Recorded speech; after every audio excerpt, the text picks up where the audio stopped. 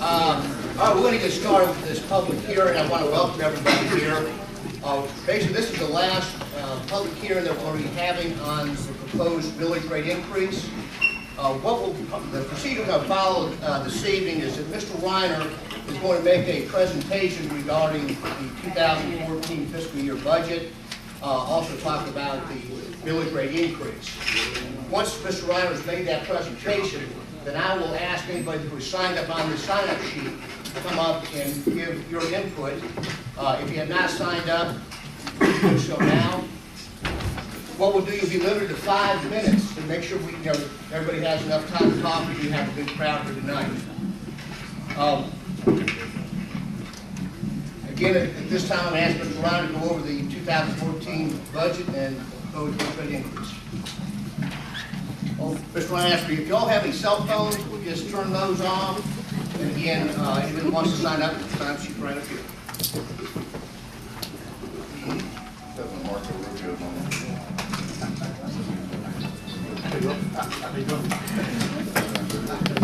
Thank you, Mr. Wilmot.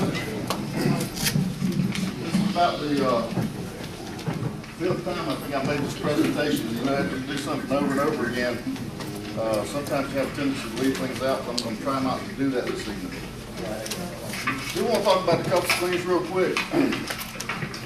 City Council, some months ago, passed a resolution to request the legislature to approve a $35,000 homestead exemption for senior citizens. And we're going to talk about that a little bit in here. But that's going to be on the referendum in November, and it'll have to be voted on before it actually goes into effect.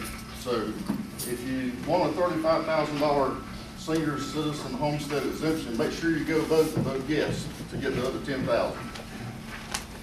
That said, we can get started here. This is a $37 million budget, and I'm going to round numbers off, so don't hold me down for minutes, please. That's an overall increase of 9.8%. It's a 0.3% increase in the general fund. And remember that, we're talking general fund this evening primarily. There is a $3 million increase in the numbers you'll see, and that $3 million equals $1,038,000.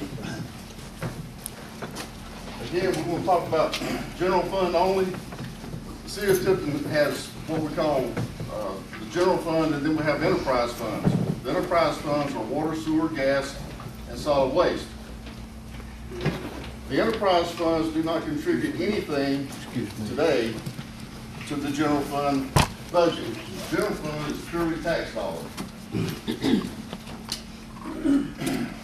So the highlights of the budget is a $3 million increase, a decrease in capital equipment replacements, decrease in intergovernmental revenue, decreased use of fund balance, removal of the bandwidth amortization cost. The bandwidth amortization cost was a non-cash entry into the budget.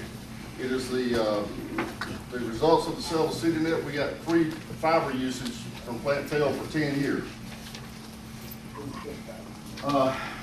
Included in here is the UGA reclassification compensation study, unfreezing of the 2008 retirement plan. That is the defined contribution retirement plan, not the defined benefit plan. It fully staffs the police department. We have 51 sworn officer positions in the police department. We have budgeted to fill every one of those vacant positions.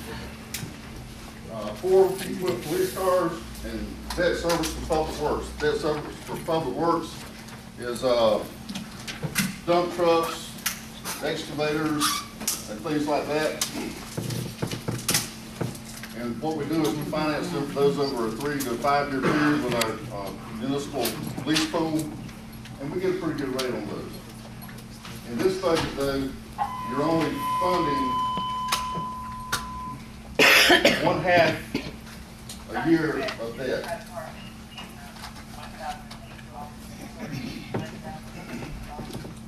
Y'all bear with us. We have invited the employees to be here tonight, and the firefighters may get called out. If you see them get up and run, don't get excited, they're just going on a call. This is a snapshot of the revenues, expenditure changes in the fund balance since 2005. Important to note here are numbers in red in parentheses. That is a deficit in revenues over expenditures. So we go back all the way to 2005, and there's almost $1 million there. We had a surplus in 06 because we had a tax increase in 06. And then in FY07, 400,000, 1.4 million in 09. And that was related probably to the contribution we had to make to the retirement plan. And down at the bottom of the screen, this is a loss revenue that came in during that time frame. And here's your fund balance, the net result of these transfers in. We had to transfer money in from the gas fund to cover these shortages and other funds at times. But you can see the fund balance as it grows a little bit, grows, and then you get hit with $1 million and it goes down. And lost revenue is basically flat. Then you jump over to 10, 11, 12, and 13, you see the same thing here. And we're going to have some graphs on these numbers here in a little bit. Right there, lost is flat, fund balance hasn't changed that much. Where does the money come from? Look down the left-hand side of the screen. This is all of the revenue resources we have for the general fund. And you can see the ad valorem tax is 2.2 million. These are the biggest. Franchise tax 1.2. Local option sales tax is about 2.8. And then the other one, there's the beverage sales, general business license, insurance, intergovernmental revenues, charges for services, fines and forfeiture, that's the police department primarily. Investment income, contributions and donations. This RDC road project was a grant that we did out of ABAC. Miscellaneous revenue, and then bandwidth connectivity, we talked about that a little bit. And other financial resources. There's a pictorial, it's a graph for you to see where the biggies are. And again, you can see the three big ones, your local option sales tax and your ad valorem taxes. Where does the money go? Most city council gets a little bit of it. General government, public library, municipal courts, police department, fire department, public works, cemetery, senior citizen center, nutrition program, code enforcement, and debt service. Again, the three biggies: public works and public safety, police, fire, and public works. There's your big hitters. And there's the pictorial for you. Why we are where we are today. This is what gets interesting, folks. Basically, 2004 to 2008 or 9, we had some pretty good growth in our tax base. And then 08 and 09 hit, and we all took a hit, and it went down a little bit. But since 09, it's been basically level until this year. We actually had an $8 million increase in the tax digest, which equates to about $54,000 in taxes when you look at the entire tax digest. Local option sales tax, come back to 04, we're 2.3 million. Pardon me. 09 hit, we dropped to 2.5, and we've been basically level for the past 4 or 5 years. We're projecting about 2.85 million in 2014, or FY2014. So how do we overcome all these hits? Well, there's a thing called the gas fund. It was the cash cow for the city of Tifton for a long time. And we transferred money out of the gas fund into the general fund. That's how we avoided raising taxes on the citizens of Tifton, one of the ways. So that went on, here you can see it since 1997, a little about 450,000. It peaked at 1998, almost 700,000. Keep in mind also that a mill is about 300, for the sake of discussion, it's about 300,000. It's actually about 346 this year, but it changes as the tax digest change. In 2005, we not only took $600,000 out of the gas fund, but we took $300,000 out of the service fund. $900,000 transfer from city funds into the from enterprise funds into the general fund to avoid having to raise taxes. And you add all this stuff over the years, if you apply the 3 mil or $300,000 per mil, you're hitting about 2 mils a year that they didn't have to raise taxes in the city of Tifton, just off the gas fund. In 2011, we were supposed to transfer $200,000 out of the gas fund, but you know, when you rob the gas and rob your savings account long enough, sooner or later you're gonna run out of money. Well, we ran out of money. We could only take $100,000 out of the gas fund in 2011. 2012, 2013, we took absolutely nothing from the gas fund. And it started to recover. Slowly, but it's recovered. Another big hitter.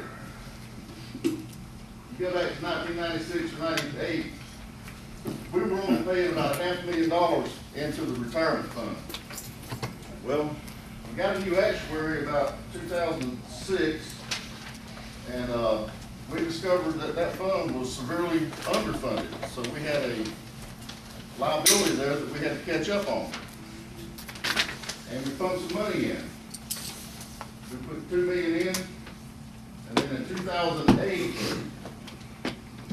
what happened in 2008? Oh, that was a bad year on our investment account. We didn't collect nearly as much as we wanted to. As a matter of fact, I think we lost 78% that year, which wasn't bad compared to what a lot of folks lost. And then in 2008 to 2009, we had to catch up.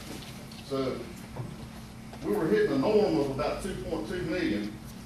Well, in that year, we had to pump in $2 million in cash to catch up that unfunded liability in the retirement fund, because the United States government and the state of Georgia said, you gotta fund your retirement plans. You cannot underfund them. So we're playing catch up. And then we dropped back down to the norm of about 2.2 million. And then in 2010, we froze the plan. So in 2011, our liability dropped to 1.4 million again because the plan was froze. And then we had to play catch up again in 2012, so we jumped back up to 2.1 million. And in 13, we were at 2.2. What you see, the 2.84 is in this budget. We said we're going to unfreeze the plan. That was the direction from City Council, fix the retirement plan. We talked to our actuary, in order to fix the retirement plan, we now have to kick in not $2 million like we had to do back here, but $721,000 in cash to fund those 2 years that for the time the plan was frozen. So all these things over time, they kind of add up on them. Workers' comp and our liability insurance. The blue line, which is Germer, that's our liability insurance. We go back to 2006, we were at $353,000. We must have had a really bad year that year.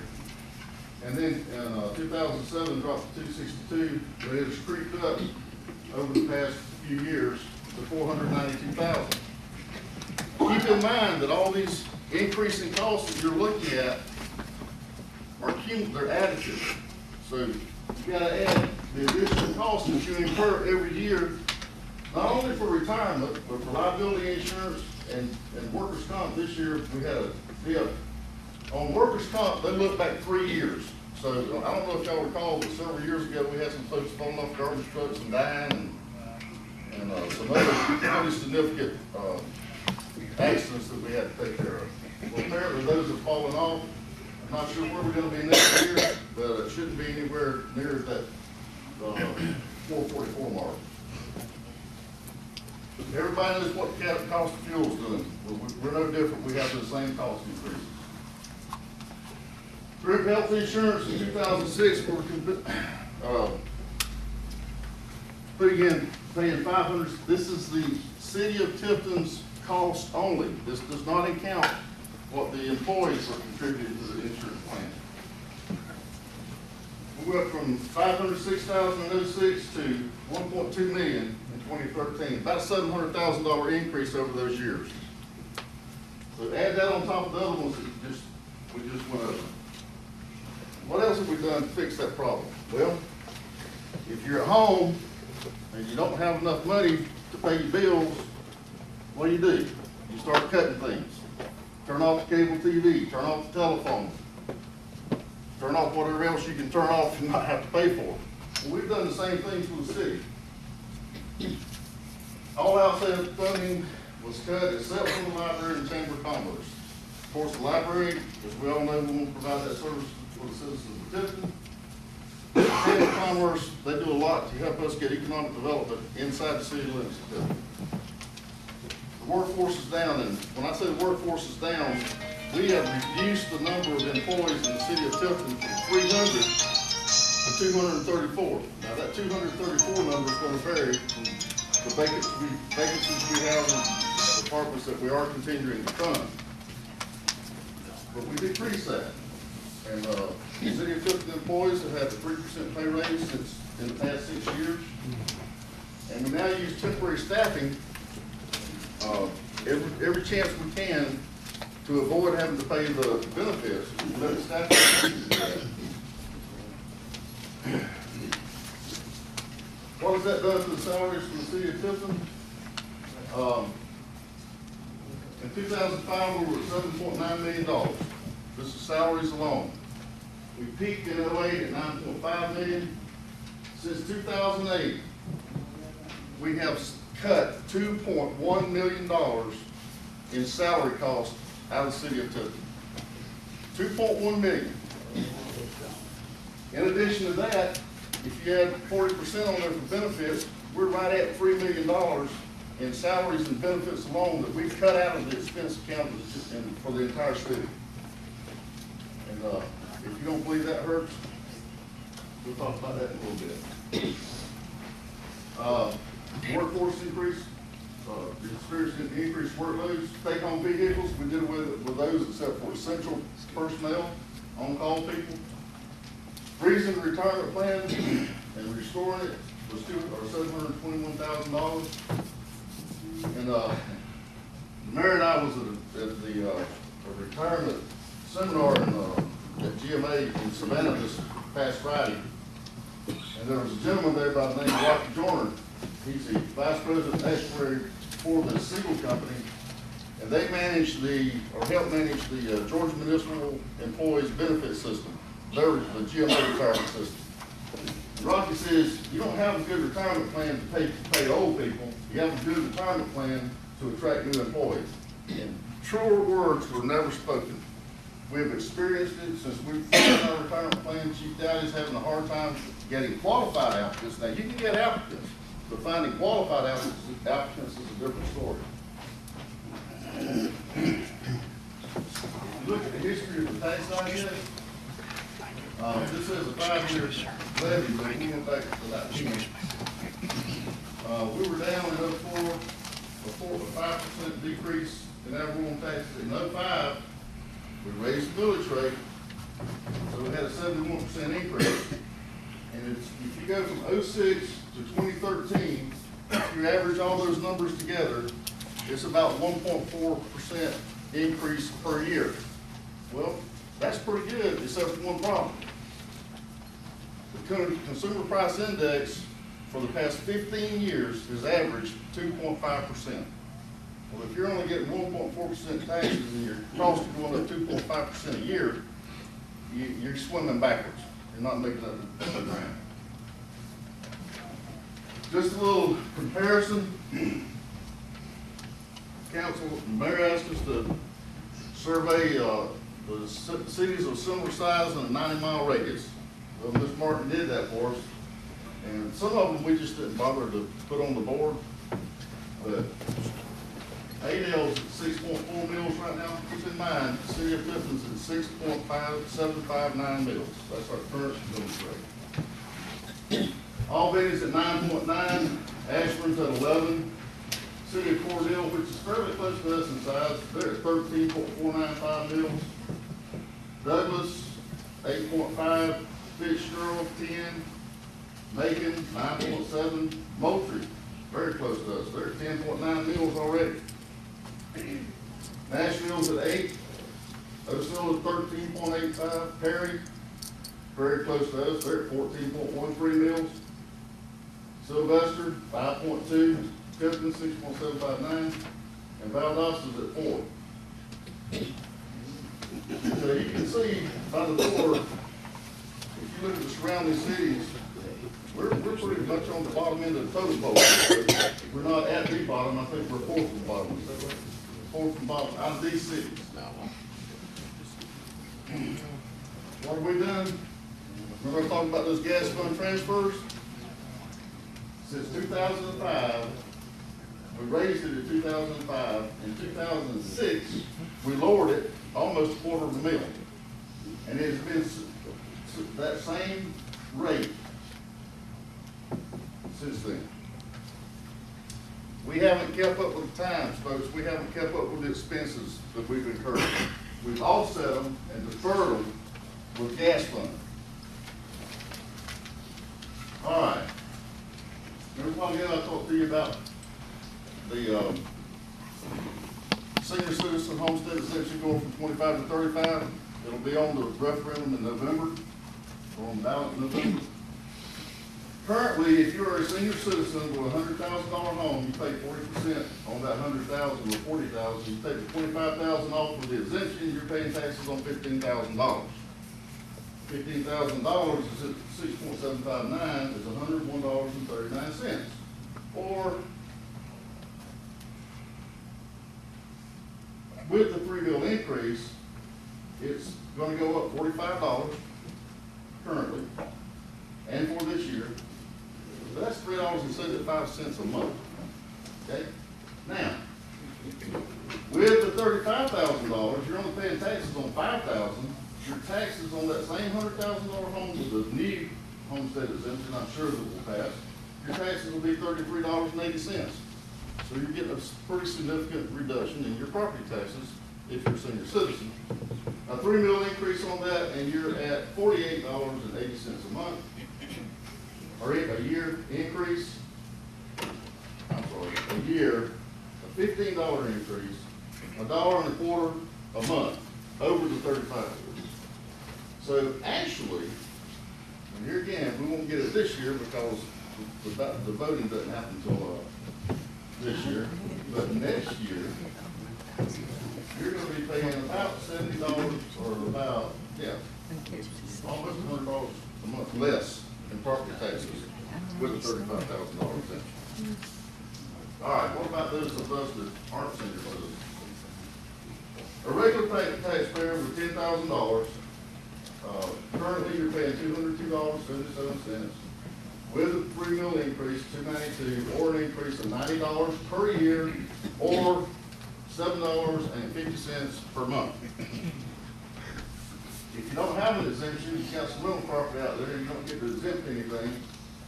You're currently at $270 on the $100,000, and with the increase, you'll go up to $390 or $120 a year, or $10 a month.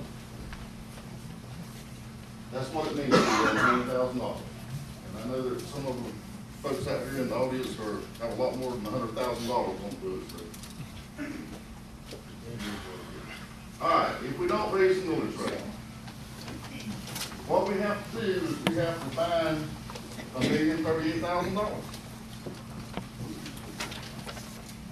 So we currently have a little bit of a contingency fund because we took $350,000 for SPLOST 5 that was set aside. Well, let me back up. In SPLOST 5, there is $4.5 million in that SPLOST referendum to retire city net debt. $4.5 million. We took $350,000 of that this year and paid the bank note, which freed up a little bit of money to put into a contingency fund. If we don't get the 3 mils this year, however, we will have to take that contingency fund down to $300,000. We had $60,000 in there for community cleanup. We didn't fund that last year. When I say community cleanup, we're talking about dilapidated housing and areas that are not conducive to society today, if you will. We won't have that in there. Like, I shouldn't say remove code enforcement. That position is still there. We didn't fund that position last year, and we won't be able to fund it this year either. And then we'll have to cut an additional $336,000 out of the general fund. And I'm not sure that that's to that balanced budget. In addition to these, somewhere we're going to have to find another $300,000 in cuts. Not sure where that's going to happen from. Reduce hours for crime suppression operations, police department.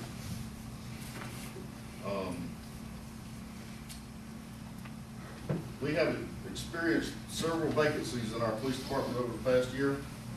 We had to stop the crime suppression unit already, and you can tell if you look around the city, we got tags and break-ins, about 25% increase.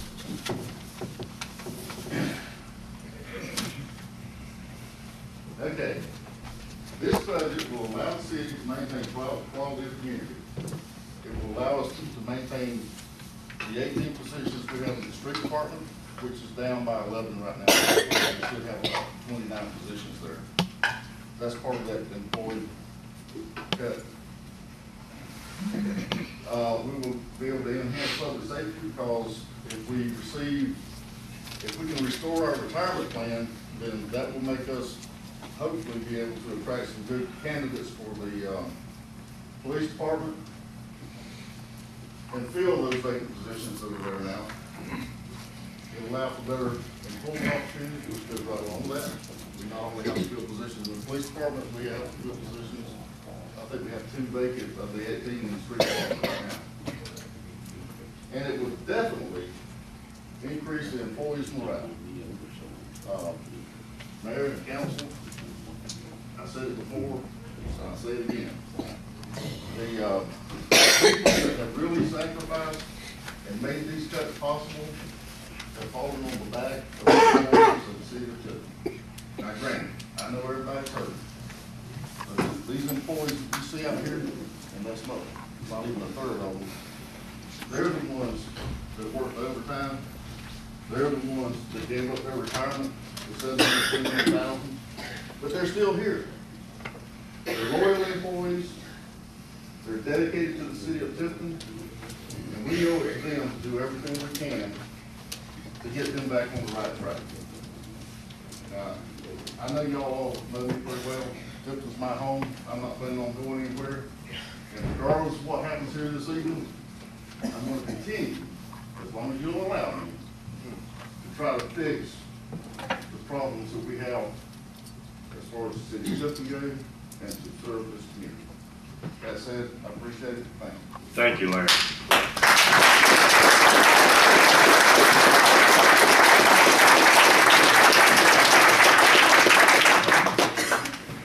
Has everyone who would like to speak about this proposed noise rate increase, have they signed in? Everybody who wishes to speak?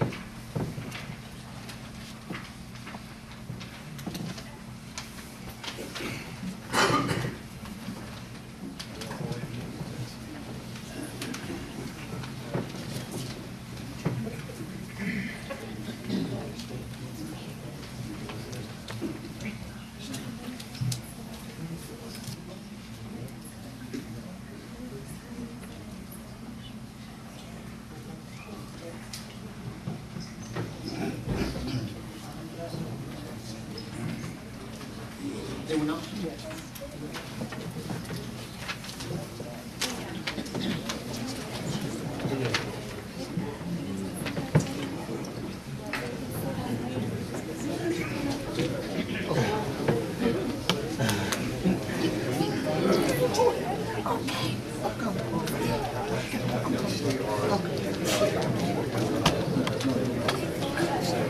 Yeah, I'm recording. if you all, can move in a little bit, we got some folks out there in the hall that may want to have a seat. Some folks lunch up a little bit. Go right ahead.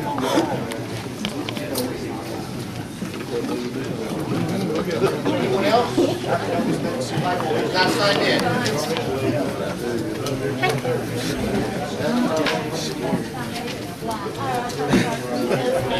If I can have you all's attention, what I'm going to do is just call people in the order in which they signed in.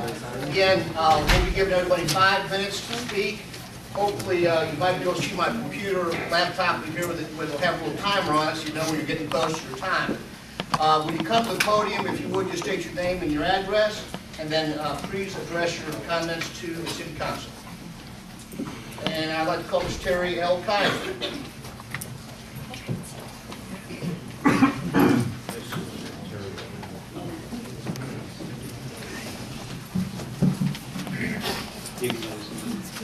My name is Terry L. Kaiser, Sr. I live at 2417 O'Neill Avenue.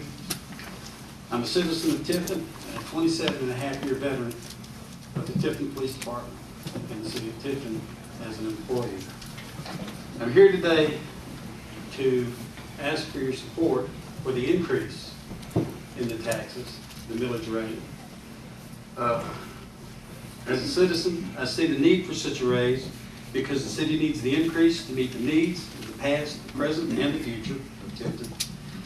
As I see it, the tax increase would help resolve past issues more quickly and give us a shot at a better future for Tifton. Simply put, you can't improve services if you can't pay the bills. And the city does have bills. It doesn't matter whose fault it is, that's not important, but what you do today here is. No tax increase and we stay right where we are today. Increased taxes and the weight of our debt will begin to decrease. The demands for better services will be met easier. Improvements made today will attract new business and new people wanting to relocate here. The possibilities are endless as long as we are willing to invest in ourselves, and that's what we would be doing. As a homeowner and a resident, I do not begrudge my city a few extra dollars to make it a better place to live. On a personal note, to those that argue that the increase will be a burden on those on a fixed income, ladies and gentlemen, for the last 6 years, I've been on a fixed income, and I know how it feels.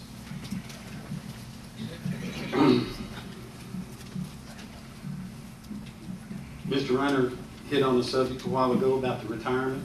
That's something that's also affecting us and affecting our being able to obtain good people to take the positions that we have vacant at the Tifton Police Department. Your city employees are the backbone of any city. The services demanded by so many are in the hands of so few. When pay and benefits are not on a proper scale, those men and women move on, and you're left with very few to do the job that needs to be done.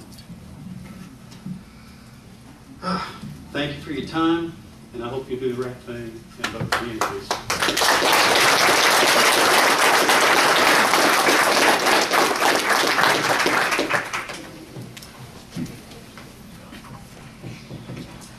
I'm not sure I can read this name, but I think it's Randall Miller.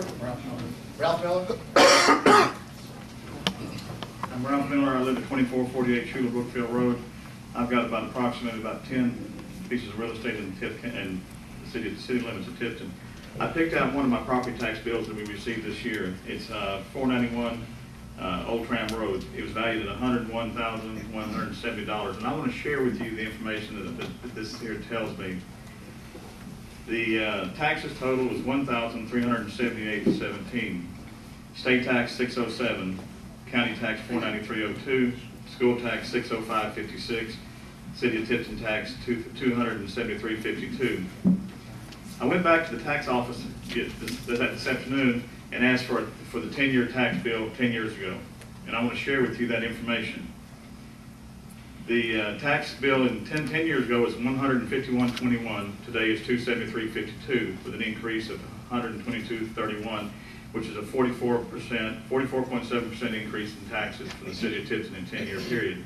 Inflation, based on our federal government, is 2.1 per year. Now that you do the math, and you're twice the rate of inflation. You're proposed to add an additional $120 in taxes to that, brings the total to $438.72, an additional 36.5% increase, which now gives you 8.4% the rate of inflation. Now let's see how the county, how the rest of the school system, the county, and the state fared out in that same 10-year period. Total come out to be an increase of $256.13 for 23.1% increase in the 10-year period, which is two times the rate of inflation. You know, concern I have is that the employees are upset. They should be upset. They shouldn't be upset with taxpayers. We've done our share. This here strictly shows you right off the bat, we've done our fair share, and we continue to do so. The school board is fixing to announce next year another millage rate increase going to the maximum. I don't know how, you know, I'll share this here with you. My health care bill for my wife and I is $21,000 a year. Last month, we got a notice from the insurance carrier. It goes to $28,000 effective this month. I hurt just like y'all do. I feel for each one of you. I've gone without year after year after year just like that. I have to pay the bank notes. I got to pay the taxes. It's amazing that I have no control on a business of 10 houses. The county can raise taxes, the city can raise taxes, the school board can raise taxes, the state can raise taxes, and I don't have any choice but to pay it. And you can't pass it on. Can any of y'all take another increase in rent or your mortgage payment? No, we can't. And it's been that way for 5 years. And with the health care bill fixing to get worse, they told my insurance provider told me to expect another $7,000 or $8,000 increase in January. You know, I don't know where this boy can load the wagon down any tighter than it already is. And, you know, when you look at how many years of investments you have, thinking things are getting better, they're not getting better. And somewhere down the line, you know, years ago, it went off the tracks. And it never got back on track, and now we're trying to fess up to it. My question is another 40% increase in taxes going to fix it? It hadn't fit, the first 40% didn't fix it. And I think it's time the city council buckles up. I mean, these guys need raises, they need to be cared for. But y'all need to be mad at the people at the front of the podium and the people of their predecessors before them, not the taxpayers. We've done our share, and we continue to do our share. Thank you.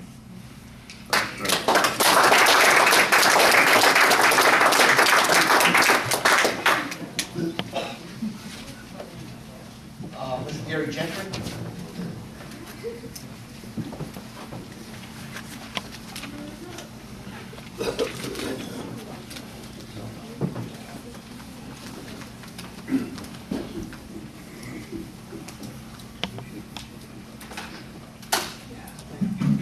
Well, I'm Gary Gentry. I live at 418 Chestnut Avenue.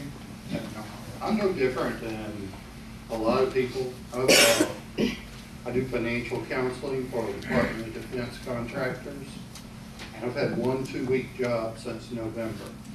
So, yeah, I'm hurting just like everybody else.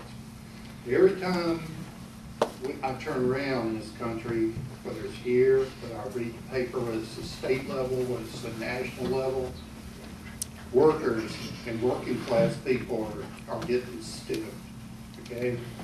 These guys hadn't had a raise in 6 years, okay? I feel for them too.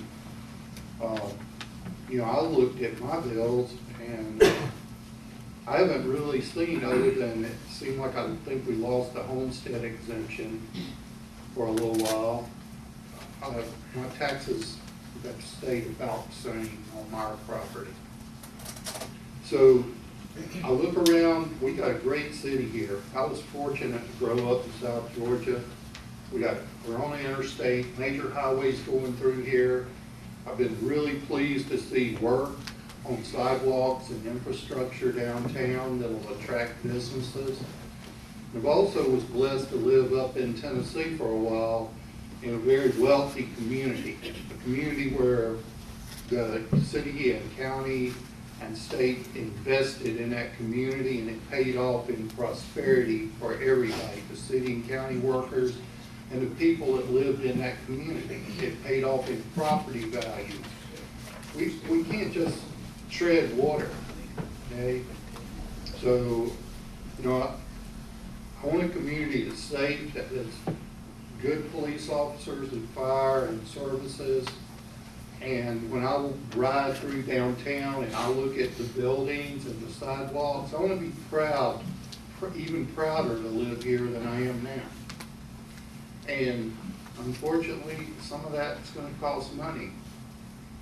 So, you know, we've played politics at the state and national level, trying to elect the people that out-tax cut the other. And where's it got this country? So I expect more than that from you. You know, you can play politics and get your name in the paper and say, oh, I didn't raise your taxes, re-elect me. And we have a town that goes in the dump, and when people ride through here, they look at it and laugh, and they don't stop, they don't spend money. And 6 years, no raise, and retirement and pension frozen, I'd be looking for another job if I was these guys. So, you know, I'm no different than anybody else. I don't want to pay 1 penny of taxes that I don't have to, but you know, if we're investing in our local community, I'm for it. So, thank you for allowing me to speak.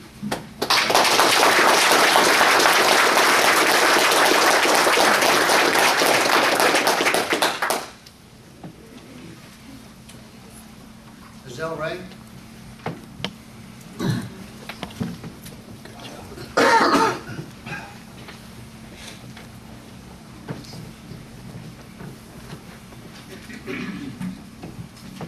Giselle Ray, and I live at 1461 Old Oak Pillow Road, and I appreciate the opportunity to share my opinions here.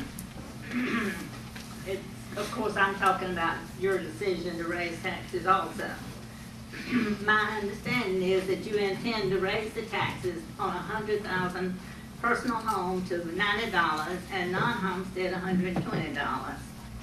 Our income is based on rental property. Let's look at the unfairness of your proposal. First, let me say that we have rental houses in the city which we struggle to keep good rentable condition. And anybody that's ever had rental property, you know that there's always situations that happen that seem unfair, but if you want to rent the property, you're going to fix them and you're going to do it. My husband and I ran a service station for over 30 years. The hard work and demand was our job, and we invested our income in rental property early into our business. We were able to purchase some of this property at a very good price. Some of it later on, because of closing up and the expense of making that exchange, we paid probably more than we should have, but the way the tax structure is, it was almost necessary to do it that way. We do not have and have never drawn retirement pay. We do not have cost of living raises. We do not have sick leave or vacation pay, and very minimal Social Security. I believe that you would have a different vision if your retirement was taken to meet your desired wants. Why is it so easy to decide what you want at someone else's expense? You may think I'm upset. You better believe I am. This is so unfair. One thing that doesn't apply to me, but something that I think you might consider, and I appreciate our hospital, but the hospital is buying housing all over Tifton. And once they buy it, it doesn't, as far as I understand, there's no taxes coming in on that. Now, you decide if that's fair. Thank you. Thank you.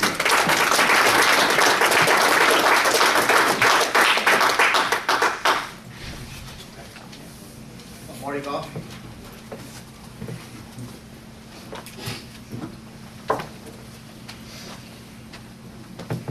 Yeah, my name is Marty Goff. I live at 1440 North Central. One of the problems I got was the Special Police Force of Crime Suppression Unit. They've been cut out. We was raised on taxes 2 years ago to form that, because y'all cut the funding to the county for the dog catcher, 911, EMA, and the mosquitoes. And y'all said y'all was going to not cut the taxes, but use that money for the crime suppression unit. And how come we don't have it? I'd like to know that. And there's really a lot I would like to say, but a little nervous. And and said about cutting some money. How much money set aside for that theater down there? I hear it was $1 million or more. Looked like they would cut that air conditioning off. I work across that street, the water's running off the building. And so that's really all I got to say. Well, I do appreciate city services. Garbage is great, and picked up great, trash, everything like that. So thank y'all. Thank you, sir.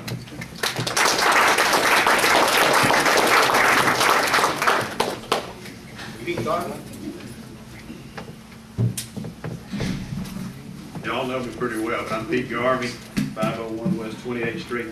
And a lot of the things I wanted to say have been said. One of the things that kind of hurts me, I'm like Miss Ray, I have some rental property. And I think the landlords are getting penalized. You know, if I've got 200 units, I'm paying for all of them. Now that hurts. One house is tough. But you got 200 units, that's really tough. You know? And everybody's in the same boat that has rental property. I am glad to see y'all refinance CityNet. I don't know how well you did. You probably can't say anything about it. But that was a burden right there. And did you pay it off? Did you pay it off or just refinance it? Not all. Okay. All right. And the unfunded pension, I talked about those last time. Very good, very good. Who is the actuary though? That's what I want to know. I guess what I'm up here trying to tell you is that it's tough. You know, the economy's tough. You think it's coming back? I'm not sure it's coming back right now. I think our dollar's being devalued, and it's just not worth as much as it used to be. Yet we're having to come up with more dollars to take care of our living expenses and taxes and whatnot. So I'd just like y'all to consider that. And, you know, this is a 44% millage rate increase. Am I right on this? 44.4. So it's more than 44. Now that's big. You know, that's really big. Should we phase it in? Get a couple of mills and see how that goes? Check it again in a year or two. I don't know. 44% sounds like a lot to me. All right. Also, Larry, on the thing you did, I see that Valdosta has a 4 mill city rate. How does that work? Well, they're an MPO, so they get a lot more federal funding than we get here in Tifton. That'd be one reason it's probably less.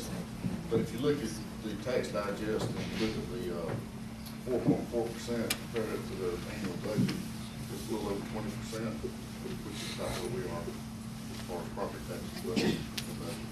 And we're too small to get the same kind of. We're under 50,000, so we don't get those. Okay. But I will tell you, you brought up a good point, Pete, about the economy serving. We were at Rotary Wednesday, and we had a Dr. Tutterill, who's an economist, PhD from Mercer University, and he has studied the data from South Georgia, the agricultural region. I think I told Greg Thompson about this somewhere. But his prediction is that South Georgia won't start the recovery until late 2014. That's the beginning. It'll be anemic, but he thinks we'll start coming out. Well, and I think we're all finding that out too. We're down in the dumps right now. And I think to hit us with a 44.4% increase in taxes is a real much. And I think y'all can handle that some way. Did y'all do much with the properties that y'all had that are exempt from taxes? And I know the city had 77 of them last time we met. Have y'all sold any of those? Have you looked at selling any of them? The exempt properties? Yep. Oh, surplus properties. Yes, we have appraisals on some of those properties now. Okay. And if you watch the newspaper in those few weeks, you'll see requests. Good, and we hadn't been doing that. Now we're doing it. All right, y'all done 3 things that I asked y'all to do last time, and I appreciate it. But the 44.4%, I'm not appreciating that as much. So thank you. Thanks, sir.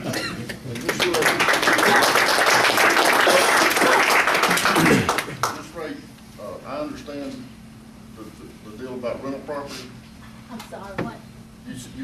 in feet and also, Jonathan, I understand rental property, and when I asked for this 3 mil increase, I put a 3 mil increase on myself too. I have rental property in the city of Tifton, so I know exactly what you're talking about.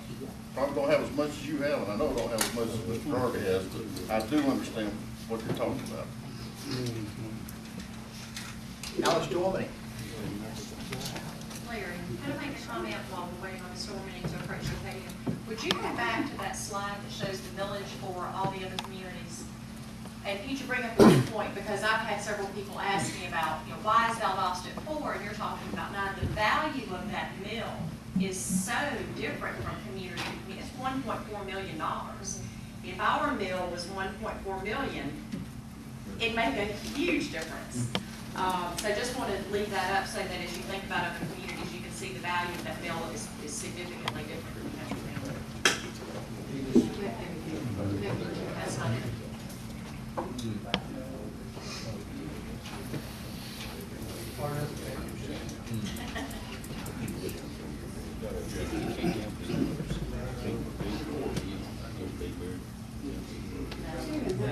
There it is, that's it. I'm Alice Dormany. I live at 2202 Emory Drive in Tifton, and I've lived there since 1978. I'm 71 years old, and I too am on a fixed income, and have been for 15 years. It's called alimony. And believe me, there's going to be no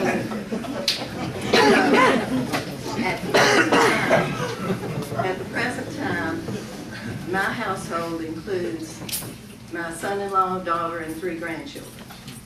So all of my money is going there to help take care of these grandchildren. I also have 9 other grandchildren that need my attention also.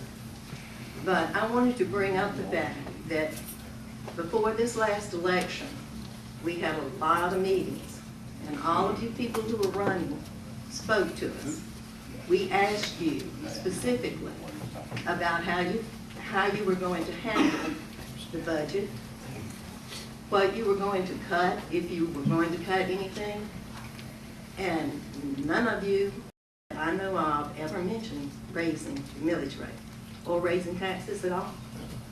That was not an option. You had a lot of ways of cutting back, but nobody ever talked about raising the millage rate.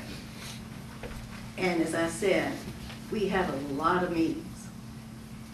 Y'all spoke to a lot of people, and I don't think I'm wrong about this. So I want to understand what happened between that time and this time that you think that now is the time to raise the millage rate. And the last newspaper article I read about this issue, Mariana Cassee had a long list of cuts that could be made. And everybody else didn't. And if Mariana can get this information together and do her research, looks like the rest of you could do your research and find some ways to cut things. Now, today, I had to call your office and find out what time this meeting was and if it was still going to happen. And I was put on hold for 13 and a half minutes, and I didn't get upset. If we need to cut positions and those people are overworked and can't answer a phone call for 14 minutes, that's fine. I'll wait. But I do not want to pay any more taxes to the city. I'm still upset about the deal with y'all throwing the services into the county and then them raising the rates on it. That was a mistake. Y'all should never have done that. And I think I told you that at the time too. Thank you. Thank you.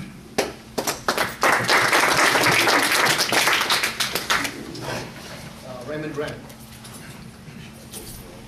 This is a city of Tifton tax hearing.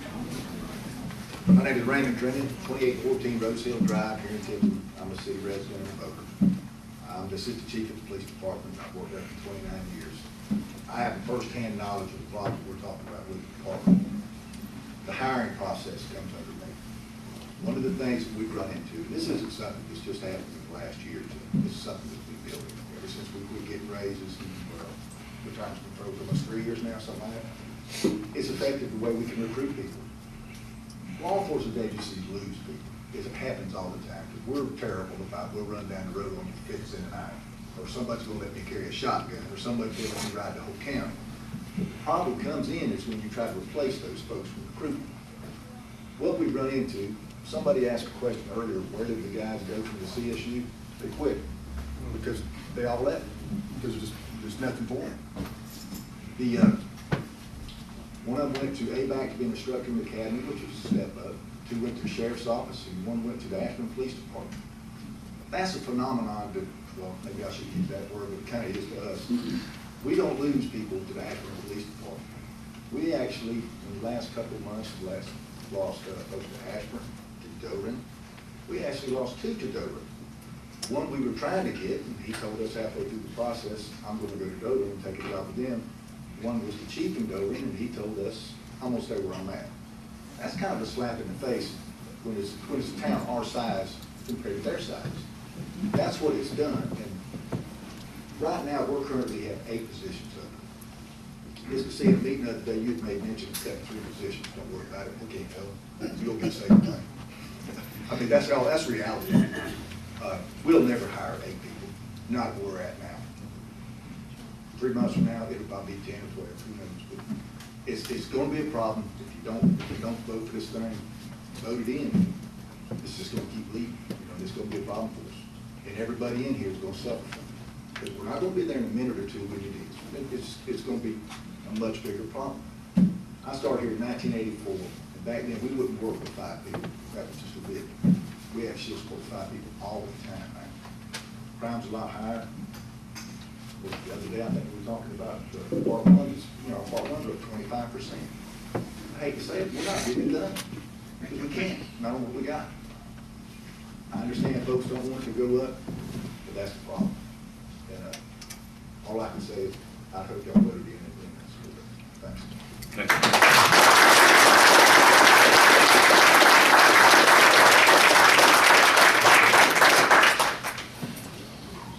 Doreen McCray. Thanks, Gordon McCray. Been here with the police department since 2005. As I sit here and I listen to people with several different rental properties express, they're not liking this increase. Well, the council, you appointed Mr. Reiner to do a job, and he's done his job thoroughly. He's done his research, and he's presented to you what it's going to take to get this city back on track. I think it would behoove you to take into consideration what he's done as far as raises and your retirement. If this rate does not go up, the friendly city's not going to be so friendly anymore. This is not, you guys didn't create this problem, and I've said this once before. This problem was created years before with a dysfunctional council. And the city has voted you all in to stop this dysfunction. There's only one way to go. I mean, we're tired of going down. It's time to go up, and it's going to cost an extra $10 a month. I mean, you spend that, just goofing off, you throw away $10 a month. So I mean, listen to the man and pay him well to do a good job. So listen to what he has to say and take that into consideration and think about let's get this seat back on the right track. Thank you.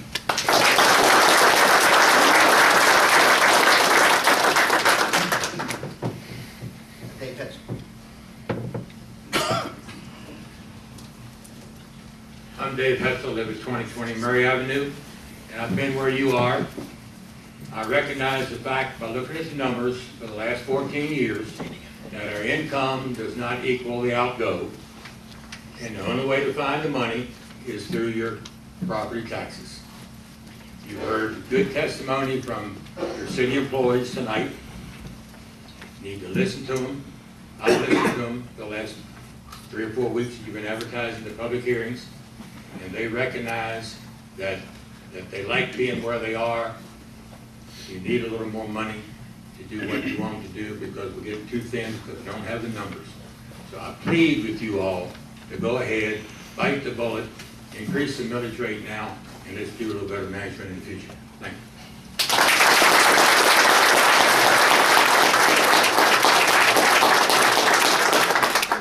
Diane Lewis.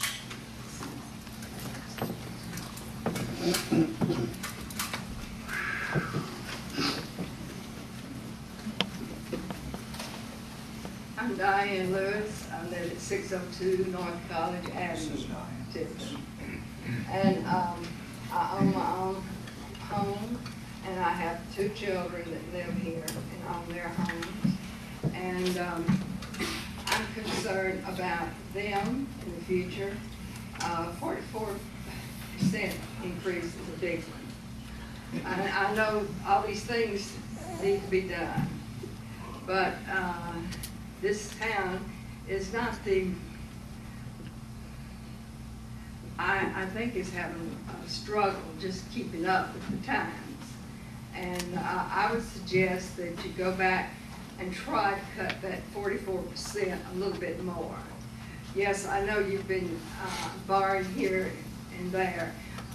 Everybody else is doing the same thing, family-wise. So if you can, cut some things. One thing I don't thought was a problem was buying up real estate in Tifton. That's been a big expense to the city. And I don't think the regular tax person was in favor of buying up this property. But anyway, I think y'all are doing a great job, but see if you can cut the taxes just a little bit more. And just continue to do like you've been doing. You've been doing a good job. Thank you.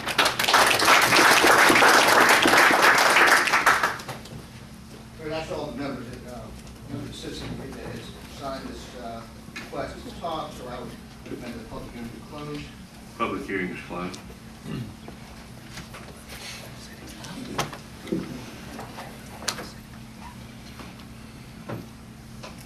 And the first item on the agenda is to discuss this, and we will go into, I'll ask for a motion.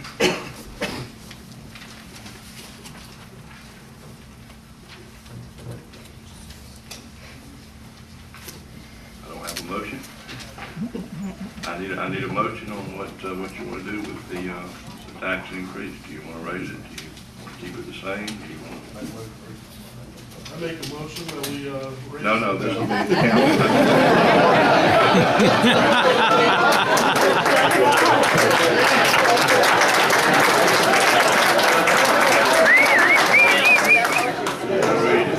you got to wait like you were a gun. I thought this was, let me call the question again. I need a motion concerning the city of Tifton budget. Maybe as a starting point, actually you have a proposed budget, and maybe somebody can move on a proposed budget, and an amendment to that. We're going to have something on the table to discuss. Well, we are, and if anybody's waiting to talk, I plan to talk too. And I need a motion, I need a second, then we'll go into discussion. It's just that simple. It's the way we've always done it. So you need to change now. I'm going to ask for a motion again. Can I ask a question, Mr. Mayor? You can ask a brief question, but I need a motion. Okay. We've all discussed, I think, in our previous meetings, our feelings, our stance. We've come out, some of us more publicly than others. I've really, as the mayor of the city, I really would like to hear your opinion. I value your judgment. I'm curious about how you feel about it. I'd just like to hear your thoughts. I know we've gone, in our workshops, we've talked. I know at the last workshop, there was no decision. I mean, you needed some more time to think about it. I'm just curious, what is your thoughts? Councilman Smith, Yes. we have to call a point of order. Where we are right now, actually, we had the workshop, we had discussions, and at this point in time, we're here at the, looking for resolution for adoption of the budget. So at this point in time, what we're looking for is a motion from one of the members as to either the proposed budget that's supporting this body presented, or some variation of that. Tonight's the night that, and so when we get to the items of discussion, after discussion can be made, once there's a motion, second, and then discussion will ensue from there. And I assume every council member will then state their feelings as to that particular motion. And again, as you work through this, you'll have the main motion, and then if that is seconded and there's a discussion, then any member, of course, can seek to amend the main motion. It's going to be a living, breathing thing. That's why I wanted to just make sure we were going to have some discussion. Oh, yes, you will have discussion as this issue addressed any particular motion that has been seconded. Well, in that case, Mr. Mayor, I will make the motion that we adopt the FY2014 City of Tifton budget as presented by the city manager. Second. I've got a motion, I've got a second, and now we're going to have discussion. And let me say to everybody out there, generally when we have a discussion, I start by district. I go from 1 to 2, 3 to 4. But I'm going to start tonight. I'm going to take that privilege because I've done some homework. I spent about an hour on the telephone with the folks at Merchant Capital. And I just want to say this. I truly believe the economy is going to get better. And I'm glad you said what you did, Larry, about him saying it might be close to the end of 2014, because in all my analogy, and thank you too, because I do want to talk. I'm fixing to talk. I got the page full. What I want to do, I not only want to look out for my citizens that are hurting in a lot of situations. I probably get more calls than anybody sitting up on this bench. And I know where my citizens are. And I don't want to give them others in crazy because I want to take care of them. But I also know that all of the employees are hurting. And you don't have a retirement, and you can't recruit. You can't stay on board. And let me remind you, this didn't come overnight. This was here when we got here. And it came from somewhere else. And I don't think I can tell what the deal is. And then the economy hit us in September 2008. That certainly didn't help. But we were already in a bad situation before any of these people up here got here. Let me tell you something. I spent an hour talking to the people at Merchant Capital. And I know, Mariana, that you said you want to cut out the council stuff, and I've listened to you, and I understand your pain there. These are some people that we met when we went to Savannah recently. We worked with them. I stayed in meetings, I think, every day. And these were some people, I called them. I talked with, their names are Philip, Jimmy, and Trey. And I talked to them for over an hour, and I said, I'm very concerned. I've got some hurting employees, and I've got some hurting citizens.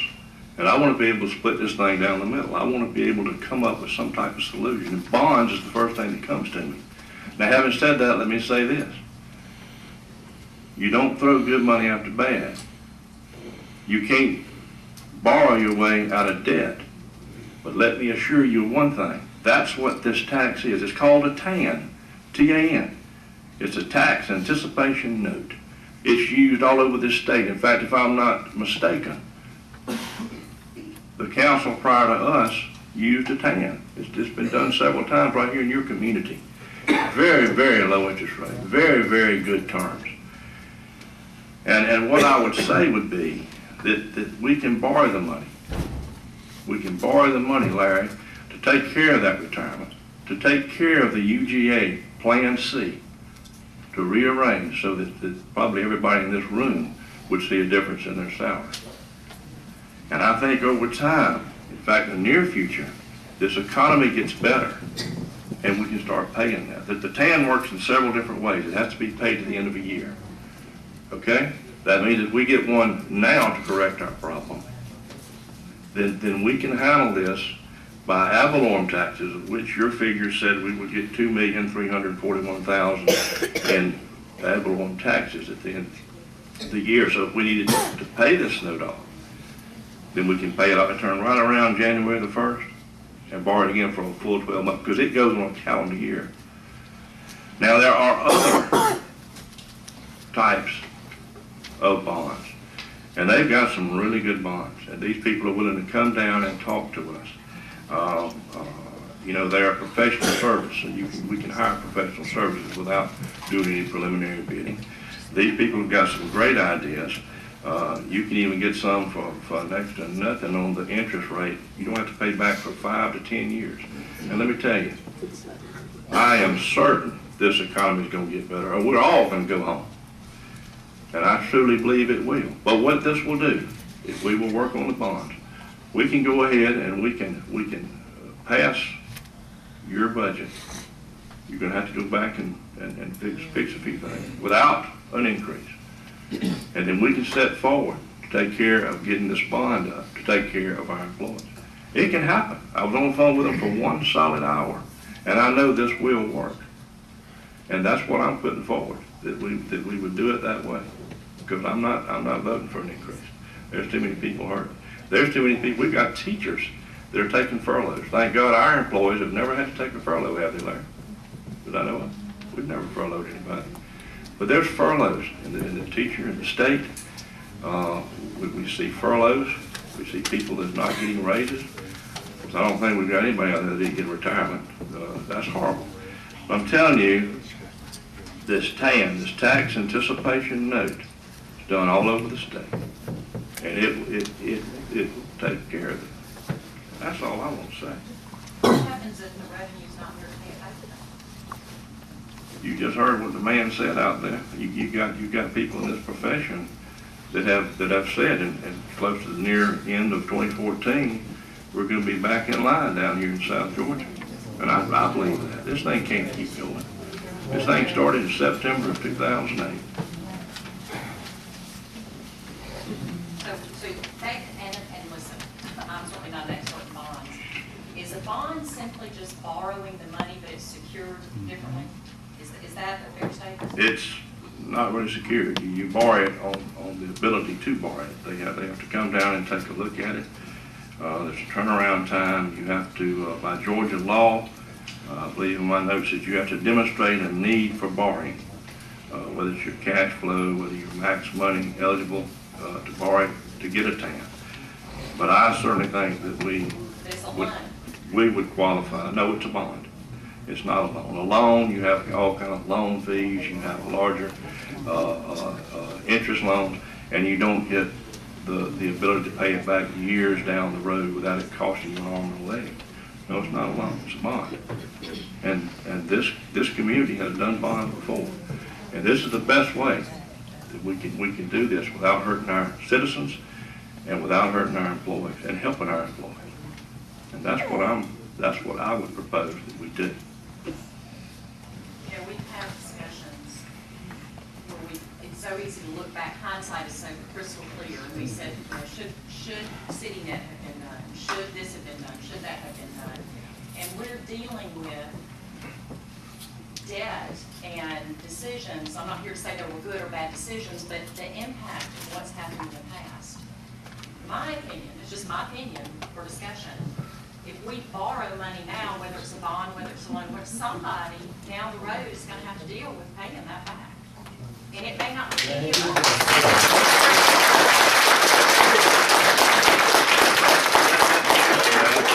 By saying, I'm only talking about 1.4 million, you know, and that's what probably gets us squared away. And I'm telling you, that money can come back. I want to tell you, too, that in the time I've been here since 2008, this 3 meals that Larry's asking for has been paid out in CityNet. The debt and the destruction of what that crowd did. So, you know, So we are where we are, and I can fix it with a bond thing. Now, what I want to do now is hush And I want to start off at District 1, and I'll let District 1 make a comment because we are in the discussion phase. And if I'm not mistaken, Ms. Mariana, that's you. That is me. And I want to say first that I have not heard a proposal for a bond until this very minute. It would be almost impossible for me to vote to put this city in bonded indebtedness, to run the city. I don't think I will be voting for a tax anticipation note. But I do want to say this. The budget we are talking about tonight is not the same budget we were here talking about on June the 20th when we had public hearings, because what is in the budget is different. When we talked on the 20th, we had none of the benefits for the employees. We did not have increasing the retirement fund, and we did not have any sort of implementation of the compensation study. So this is a different budget. When I was at the workshop on the 19th, and Alice, thank you for recognizing that I did suggest a lot of cuts that possibly could be made. What I was hoping was that we could find enough cuts in that budget to unfreeze the retirement fund, which was my chief priority, and raise millage by just like 1 mil. But that is not possible, in my opinion, after studying it further. I've looked at other ways to cut. Now, this budget tonight includes all of the cuts that I suggested on the 19th, except for two, and I will mention those two. One of them is council training, and cutting that out and cutting a third of the travel for the council. And the other cut that I suggested that we could consider making was not filling 3 of those police positions that are open. In other words, cutting 3 from the police positions of 51. The other thing that I did not mention at that hearing on the 19th, one of you mentioned, and that's the TIP theater. And I want to say this. In this new proposed budget, the staff has taken out several $1,000s, I think it's 6 or 7, of general fund money going to the TIP theater. That has been taken out, which I suggested also. But right now, there is a transfer. The TIP theater is an enterprise fund. It must make its own money. It's run as a business. But it has a transfer in of $116,000 on the hotel motel tax. I was opposed to the city taking on the ownership. I'm still opposed to it, but it's been done. But if we had not taken on the TIP, we'd have that $116,000 to transfer somewhere else. I'm also very concerned, Mr. Garvey, and I've mentioned this to council, the figures that you gave last year and that I've written down on all of the property within the city that is tax exempt. We've got to study that and see what we can do about that. And that is not for tonight, but that is certainly in the future. So, I want to point this out. And I have this all written down that I can share with the press later. But all of these figures that Larry presented to us showing you what we used to transfer into this budget to keep from raising millage. And we no longer can do that. We no longer have $600,000 a year, $450,000 from gas to transfer in. And then the rising cost to us, these are like fixed costs in my home budget. The liability, I want to just point this out.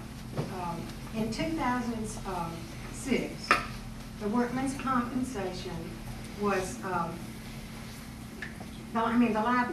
workman's comp in 2006 was $291,000. Last year it was $359,000. All right, there's a big difference there. The liability insurance is a fixed cost for the city. We have nothing to do with. Was $353,000 in 2006, and it's gone up to $492,213. Fixed costs that we can't cut them. And then the health insurance for the city. In 2006, it was $506,000, and in 2013, it was $1,200,000. Now, those are costs that are fixed that we have got to pay. Fuel, of course, has gone up, and like, I know the consumer price index has gone up. We've reduced employees, we've reduced the city salaries by $2.5 million since 2008. But, and we need to reinstate the retirement plan. Now, that is my first choice. So, and I want you all out there who are not city employees to know, when the University of Georgia came in and did this compensation and classification and evaluation, because we no longer have 64 employees out there, the ones that we do have had to do more. And so their job descriptions have changed. The University of Georgia looked at similar locations to us. They looked at government employees who did the same kind of work that ours did. They looked at non-government employees, people who work in the private sector. And then they came back with suggested levels that we pay for each job that they had listed. And this proposed budget tonight includes funding the most economical or the cheapest of those three presentations that they made. So, I think that I have agonized over this budget. I have been particularly influenced by the low cost of this millage raise to the senior citizen on a fixed income. And I fit in that category too. But, and you've seen those figures. So, I think the city has got to raise millage. Now, I have another proposal, and that is this. And this is just a consideration, and I don't know, Rob, how to do this, but I can tell you, I have some suggestions for making it 2 mills instead of 3 mills. Now, do I amend the motion, or what do I do? Well, there's a couple of ways we could do that, and I think it might be cleaner if we go ahead and deal with the motion. And it might be best maybe if we go ahead and you can suggest an amendment to the main motion, and then we can vote on that amendment. If the amendment doesn't pass, then we go back to discussion on the main motion. Can I pass out this? But I think what we'll do then is we'll have a complete discussion on the main motion, and then anybody who would like to suggest amendments to the main Right, motion. will take there you go. That's what I was going to suggest. Okay, let's go to District 2. Well, I just want to say, I want to thank everybody for being here, our city employees and public press. We, going back to our research, I know I spent, for starters, we got this budget at the 11th hour, which was not really advantageous to us doing our homework.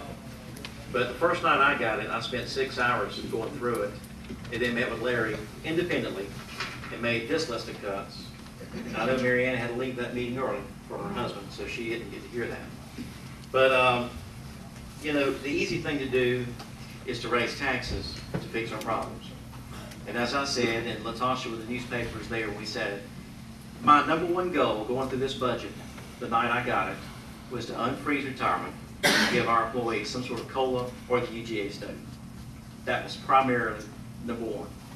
Not to raise taxes to do it, but to make additional cuts to do it.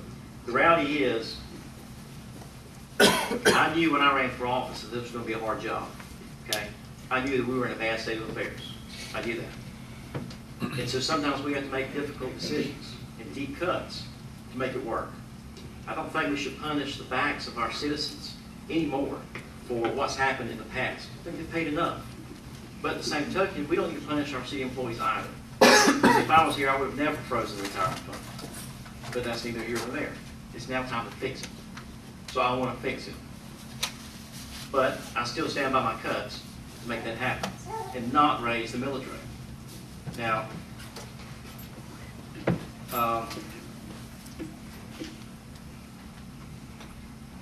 there's a lot of cuts we can make. Some are a couple of thousand. That's just a drop in the bucket. That's not gonna get us where we need. We need big cuts to make this thing happen. But we can do it. We all knew taking this assignment wasn't gonna be easy. You in particular, Larry, you knew the shape the city was in, and that's why I voted for you to be city manager, because I knew you knew the state, and I knew that you knew where to cut deep to make this thing happen. I'm not in favor of 3% meal increase. I don't know that I'm in favor of 2. I just think our people have paid enough. But like I said, going through this budget, I made so many notes that I've shared with you guys, and met with Larry for almost 4.5 hours going through it, making sure these were legitimate cuts, playground equipment, stuff like that. I want our children to be able to play out of Full Park, but right now maybe we can wait on that, and the radios, things like that. There's a whole list of cuts. And that's what we need to do. But we need to answer up to our employees first. We need to put them first, thinking about the budget. Not additional people in different departments, but getting that retirement back. So if we have to make further cuts, like that halftime person in code enforcement we talked about, maybe we have to do that, to give them their retirement. But that's what I'm voting for. If I'm not voting for a tax increase, and we can make it happen. The math I went through, we made right at $412,000 in cuts. We needed $936,000 to give our employees the retirement back and the COLA. Okay, that's a difference of about $523,000. Larry vowed and pledged he could cut an additional $325,000. I know that there's money, there's capital improvement monies in enterprise amount, and Larry and I talked about the phone, I think it was late yesterday. And I have not had an opportunity to go through and find that. However, I will. I think that was an additional $100,000 or near close to it. Okay? That brings us down to, he's only going to find $225,000. We can eliminate that extra position we wanted, okay, that's another $40,000. Long story short, we can find the money in this budget to make our dreams come true for this retirement without having to raise the millage rate. And that's where I'm at today. That's where I'm at. Without raising it at all. And I've done, well, and I have. We went to the meeting. I know you had to leave. I'll brief you on it. But anyway, I'm taking up my share of it right now, so I'm going to hand it back over to the chairman. So we understand, I mean, we need to adopt this budget tonight, and so as you all are discussing this, we're going to need to know how much revenue we have, and depending on the revenue, we know what the expenditure is. So tonight is the night. We're going to give them an opportunity. So with that being said, I'll open the discussions ensue. All right, District 3. Excuse me. I'm concerned, Chris did some real good cuts. Mary, you had some good cuts. We were all in discussion about the cuts. But we were also in discussion about the employees. My concern is the employees. These people out here that's doing the job. Now we can sit here and sing and dance all we want and run around, but if you dance, you're going to have to pay the piper somewhere. So ain't no sense you messing around, talking about, I'm going to dance, here come the music player, pay him, and let him keep playing the music. We need to look out for these people that's hitting these streets every day, and you don't even know about police protection. Go where I live if you want to talk about a police department. You go out there, go to the 3rd district. You want to talk about police and cut police protection? Go out there, here, take this man here, McCray there. Go in, ride in his patrol car over to my district. Go out there with this man here, his mother laying in the bed, some fool coming by shooting. She in the bed, can't get out. Somebody got to get her on the floor, and you gonna tell me about we gonna give these people their retirement. We're gonna give these people some money to recruit some good officers, and we're gonna do everything to make our employees happy and to keep good employees. And thank you, Ms. President.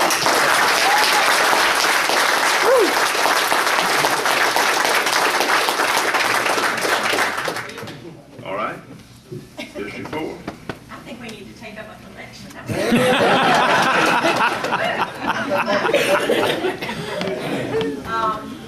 One of the things I'd like to address a couple of comments that were made by our friends that spoke tonight. I don't think any of us 18 months ago, when I came on this council, really knew and understood the complexity of city finances. And it was a tangled up mess like I have never seen in my life. On the surface, we thought we understood it. But when we got down and started digging in the dirt and realized where things really were, and my hat's off to Lois Love because she untangled that mess, and how you did, I have no idea, but you did, and you put it in a format that we can understand. That's when the rubber met the road. That's when we realized we thought we were in bad shape. I told these guys, if this were my business that I was looking at the finances for, you would see a for sale sign outside. It would be going out of business and closed, but you can't do that with city government. City government has two functions: public safety, public works. We've got a whole list of items here that we can go through. If we don't approve this budget tonight, include this free meal increase, do we want to close down the senior center? That's an option. That would wipe out about a meal right there. We can close that bad boy down, and Fran Kinchin is one of the best employees of the city of Tifton. We can put her somewhere else. We'll shut that thing down. We can shut down the nutrition program. We can stop doing code enforcement. People call me all the time, that darn code enforcement officer, he came knocking on my door because I've got a junk car out in my front yard, my grass is 6 feet high, and there's rats in the front yard. Well, you should have knocked on your front door. We can eliminate that, if that's what y'all want to do. My job is to look out for my community. We cannot attract jobs. We cannot grow business and industry. We cannot retain business and industry unless we are at the top of our game. And we work closely with the Chamber of Commerce in Tift County and our development authorities. And those folks work hard every day. Every day we have folks that drive through this town saying, am I going to put my business here or am I not? And don't think they're not looking for ways to keep you on the list. They're looking for ways to keep you off the list. And it's the communities that have got it going on that attract those businesses and industries. You want to know why Valdosta's millage rate is valued? Their one mill in Valdosta is $1.4 million. Because they got it going on. Mr. Gentry, you talked about communities that invest in themselves. Every one of us as citizens are responsible for getting ourselves into this, and every one of us as citizens need to get ourselves out of it. And I'm going to disagree with Mr. Parrott when he says raising taxes is the easy thing to do. It's hard. We have all struggled with this. We haven't agreed, we've disagreed, we've gone through and we have cut and cut and cut. And Chris, you and Mariana did a phenomenal job. The day that we sat around in our public meeting, our public hearing, and Chris had his list and Mariana had his list, and Jamie was doing the same thing, going around the table, District 1, District 2. There was nothing I could add. They had covered their bases, and my hat is off to both of you. You did a phenomenal job. But what we did was we threw something out of left field when we came back to the city manager and said, okay, one thing we will all be in consensus is we're concerned about retirement, we're concerned about salary, we're concerned about the fact that our employees are doing more than anybody should ever be asked to do with no future. And some of these people have worked for this city for 30 years. What happens when they leave and we don't have anybody to take their place? All that knowledge, all that experience, everything that they have worked for, all the memories, all of that goes away. And there's nobody to take that place. This is Tifton. This is my home. I am fortunate enough, very fortunate, to own multiple properties in this community too. It's a tax I will impose upon myself. I sell real estate for a living. You don't think that'll get you attention when you're sitting there talking to someone and they're down to the penny, wanting to know what their property taxes are? But they wouldn't be looking at this town if it wasn't special. And they would not be investing in this town if it wasn't special. And you know what makes it special? All of y'all. That's what makes Tifton Tifton. So my perception, my vote, my request, my plea is to please, let's don't do the popular thing. Let's do the right thing, and let's fix this. Because I will make a promise to you right now, and I've got a statement I'll give to the press too. We have got to find ways to work with our county. We have got to find ways to grow the tax base of this community. We have got to find ways to go to the hospital and the county and the school, all those places that don't pay property taxes, and work something out. Those people drive on our roads. Those people use our police protection. Those people use the resources of the city and they pay nothing. What is wrong with that? A lot. Let's go back and figure out how we can fix that, but we've got to stop the bleeding right now. This 3 mil increase, the reality is, boys and girls, it should have been 5. It should have been 5. It's 3. So, I'll get off my horse and my soapbox and refer back to the mayor. Thank you.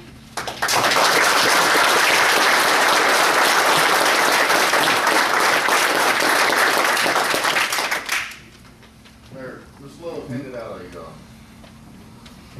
few sheets of paper earlier this evening. And if you look at the top one, there's a 3 mil increase, there's a 2 mil increase, and there's a 1.5 mil increase, and there's a 1 mil increase. But if you look at the top one, it's a 3 mil increase, and you'll see down there, right above the bottom of the page, it says 3 mils right there. And there's all those cuts that we talked about. Most of them are in the 3 mil increase, and you can see them, they're numbered. Every change in the budget, when we had to add back in the retirement and the Carl Vincent study, the numbers did change. They changed a lot. But there's an explanation inside every one of those changes as to what was actually changed for each one of those propositions. Now, with a 3 mil increase, you can put retirement and the compensation package back in, okay? But that includes the cuts that they That requested. includes the cuts you requested, okay? All of them, Chris? Well, and then when you get to the last sheet, this sheet, in addition to these that are on these, here's another little laundry list of cuts that staff thinks that we can survive, if we have to, or any combination of these. So, but these are additional cuts that you might want to, you may not like our proposal, 3, 2, 1, 1.5, and so forth. So if you want to substitute something that's in one of those cuts for these, we can do that. Ms. Love's got her Excel spreadsheet here. But like Mr. Wilmot said, we have to adopt the budget tonight of some shape, form, or fashion. So if you'd like to study those, look at the 3 mil, and Chris, if there's something in there that I missed on that cut, you see all of them? Yeah. You got them all. I'll go through it. Mr. Attorney, we have a vote going on.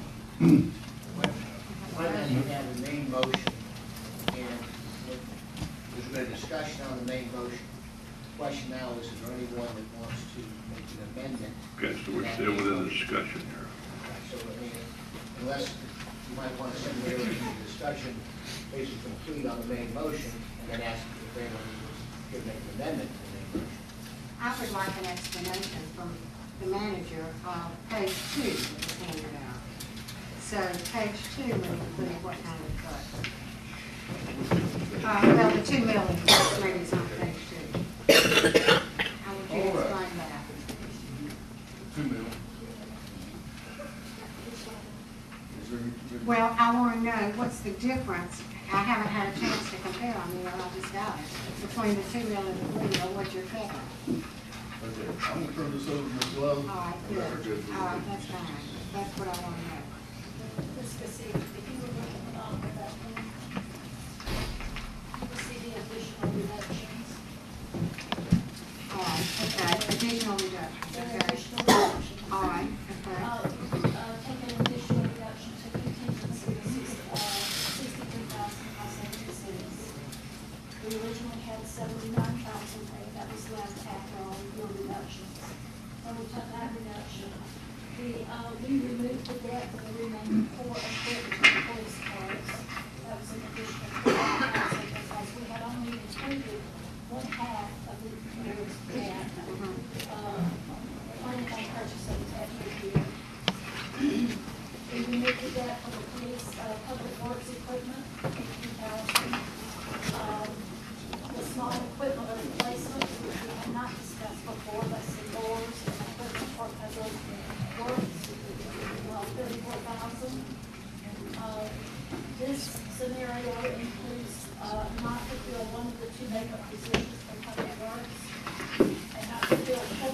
seven makeup positions for the police department. And we also reduced it by the senior subsidy. Now, if you're going to leave the senior subsidy at the end, we could take the, we didn't have enough to take the contingency down to include all of it. As you can see, the contingency is down to 15,000. So our contingency for operating the city will be 51,000. Yes, ma'am. With all those cuts. With all those cuts. With the 2 million. Well, Which in essence is doing what we've been doing, just taking from ourselves to. and I would like to offer an amendment to the motion. May die for lack of a second, but I will make it amendment.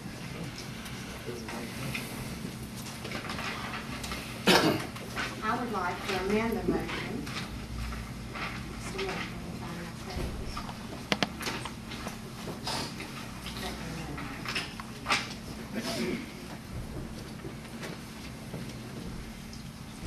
I would like to amend the motion to cut the following from the 3 mil increase. And I have this written down. Can I pass it out to my council members for them to look at? Or Yes. All right. Let's see. Sure. All right. Just to see if you might state the revenue, and then go to the expenditures. I don't have it that way. Okay.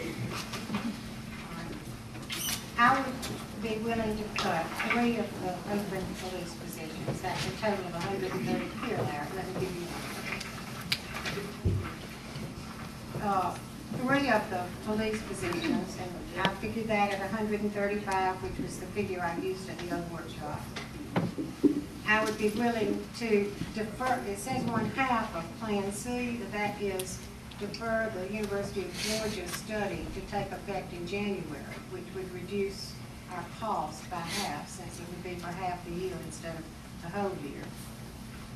And to reduce, take out council training and 1/3 of the travel and the 4 other police cars. And that would be a total of $355,150, and 1 mil is equal to 346. So I would be willing to make those changes to reduce the millage to 2 mils. Now, Lois, have I done that right? Can we do that? Can I plug it into a spreadsheet and see what it? Absolutely. And that's this only, Right. Is that in addition to, is this to replace what the emails that I have? Yeah, right. Instead of your 2 mils, these You cuts. want to, So you're taking these cuts off of the 3 million. That's right. I'm taking these cuts off of the 3 mils.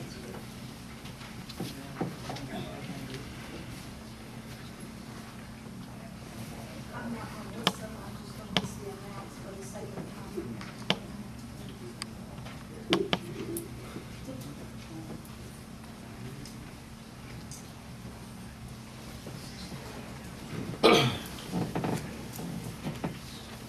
Just to discuss the budget.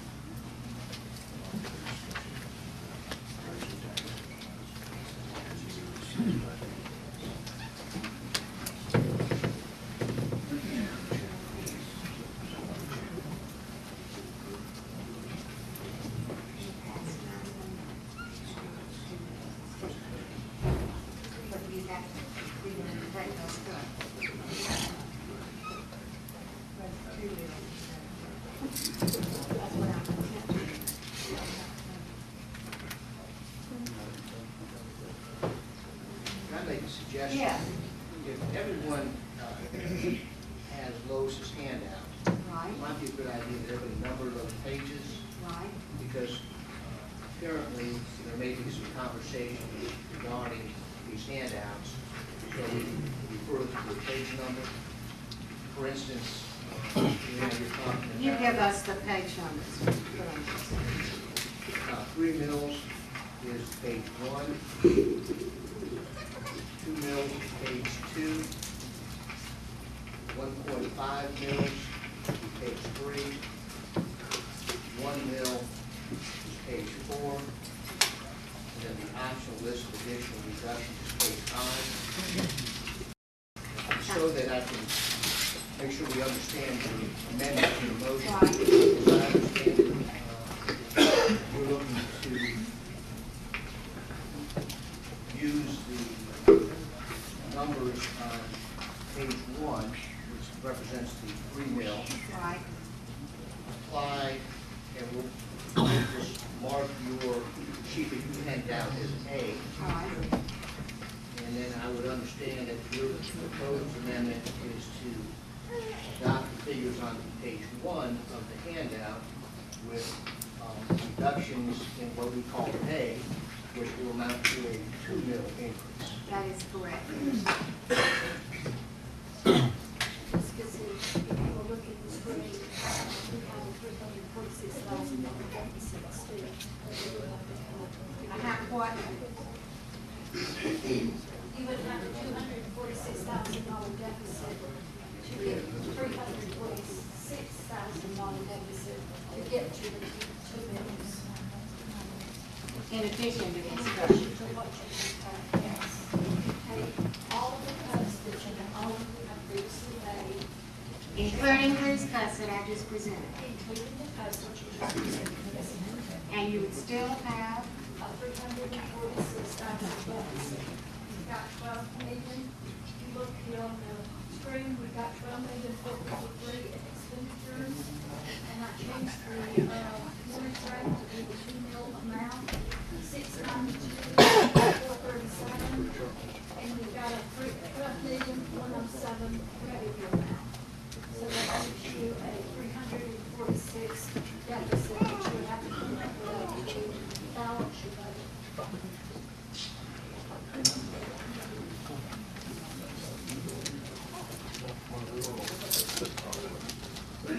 I'm not sure I follow you, maybe everybody else in the room does, but can you go through it step by step on this 3 mil increase and show me what you're doing?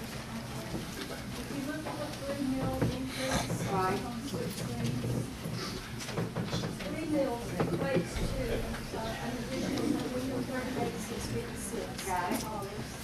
And you can see that up at the top, it's right here. And it brings in a total taxes of $378,747. Right. This is our decrease from the negotiations we took down on the audit budget. That still stays intact. And then if you go down, this is all of the decreases that have been negotiated up to this point in time by the council, including what, all the increases from all the people. The 704,500, that's the 412, the 206, and I think there was another 65,000 added. And then we also added 5,000 for the election. So a few other miscellaneous, this is what makes up that, besides 412 and the 206. Where are you looking? Which one? This is the sum of IJ. Were you adding in the additional cuts? Additional cuts. You want to go back to the 12 page? Okay, here is her cuts.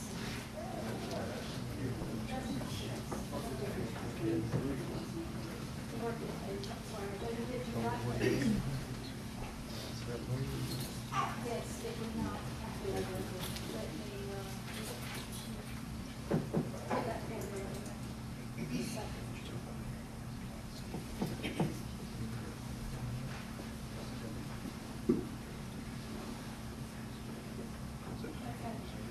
I'm sorry.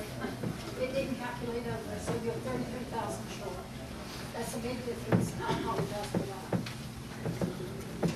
Thank you. Correcting that, finding it, I couldn't find it. That's okay. When I do a spreadsheet, it gets worse than that. I should have recognized that. I just didn't see it calculated.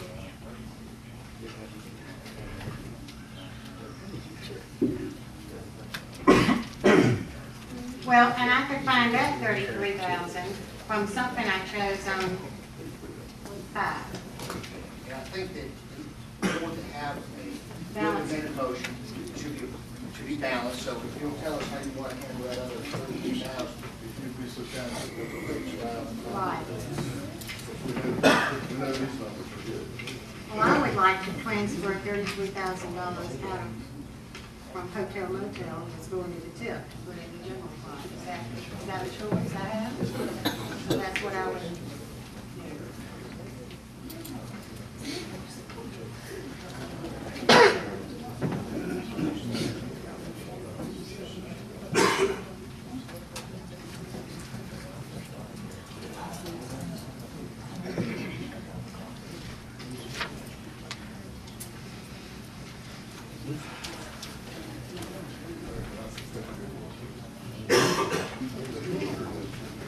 You certainly may. Executive privilege. To let everyone out here know, we typically don't have this problem with the budget every year. By now, we've already adopted a budget, and it's not city council's fault that they got the budget at the 11th hour, as Mr. Parrott has said. It's a comedy of errors, if you will, for lack of a better word, but we had issues that we had to identify. In our finance department, they have been identified. I can assure each and every one of you, next year, you won't be sitting up here at the 11th hour trying to figure out what the budget's gonna be. It'll be done. That's because we're gonna look at it monthly, right? Well, we're gonna have things. So now I have made my motion and it needs a second. Is that where we are? Let me catch up with you. All right. As I understand it, then, what you would like to propose, and I don't have the exact math, so maybe Lois will help us with that. We're done with that. We've got, I added the hotel motel to the ratings, 33,719. And, we've used the expenditures with the corrected formula. And we've got amounts budgeted $12,047. From the hotel motel, 33,719. So, as I understand then, what your proposed amendment to the motion is to see is that we are going to use the numbers on page 1 of Lois's handout with the cuts that you have identified, and we've marked as Exhibit A. With the addition of, With the addition of taking $33,719 from the hotel motel money to put that in the general fund. that's correct. And that is your, That is my motion to amend the motion. Can I ask a question before we go any further? I know we need a second, but just I want to clarify our motion. Your motion includes removing 3 police officers, is that? It does. 3 police officers, okay. From the 51. Yeah, 3 police officers, okay. Not removing, but not funding those vacant positions. Right, not funding those, but funding that salary out of the budget. That means you can't have them, so. All right, so I need a second. Her amended motion needs a second.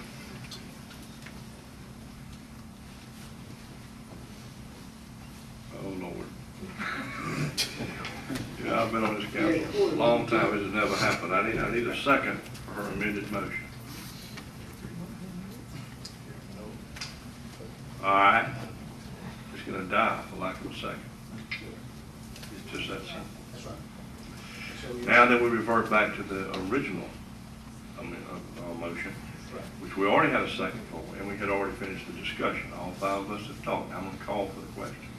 Well, is there anything else anybody wants to say? Well, again, we're here tonight without balanced budget. So, C offer the amendment to the main motion to adopt the budget as proposed and submitted. At this point in time, since the C's amendment died for lack of a second, then you could either vote on the main motion, somebody's gonna have to make another motion for another budget, other than what we have. So you would have a choice. I think you could either vote on the main motion, or if someone else has an idea of how to amend the motion with another proposed balanced budget, you could do it again by amendment, as we just attempted to do with the C's. Okay, I'll give us a couple of minutes to somebody to come up with another amended motion, and if not, I'm going to call for the question. Can I ask a question? If this vote does not pass, as the motion that is passed, is the next option to go with the bonds? Is that? No. The next thing is, we've got to balance this budget before we leave here tonight. We may be here at midnight. We got to do something. Somehow. Somehow. Come up with Yeah. how much we're gonna and what to spend. So again, there's different ways to handle this. By amendment. May I have Main motion. one thing to my Sure you can. To my fellow council members, and Chris and Mariana, what y'all done is this is not an easy decision. This is very, very difficult. It's not a popular decision, as you can see. I don't think that any of us want to do this. I haven't heard any of you say, I want to raise taxes. But I have heard every one of you say, I want to do what's right. And I would encourage us, I know that the motion can carry 3 votes, but I would encourage us to work together and to take every moment that we meet in this council chambers to continue to try to frame this budget. And I do want you to present us monthly reports. This elephant that we're having to eat will be so much easier if we can do it one bite at a time, so that we can be proactive as we see challenges or opportunities on a monthly basis. Or as we see things, there may be something that comes out of left field that we haven't anticipated here tonight. It might be something good, it might not. But I would encourage us to all stick together.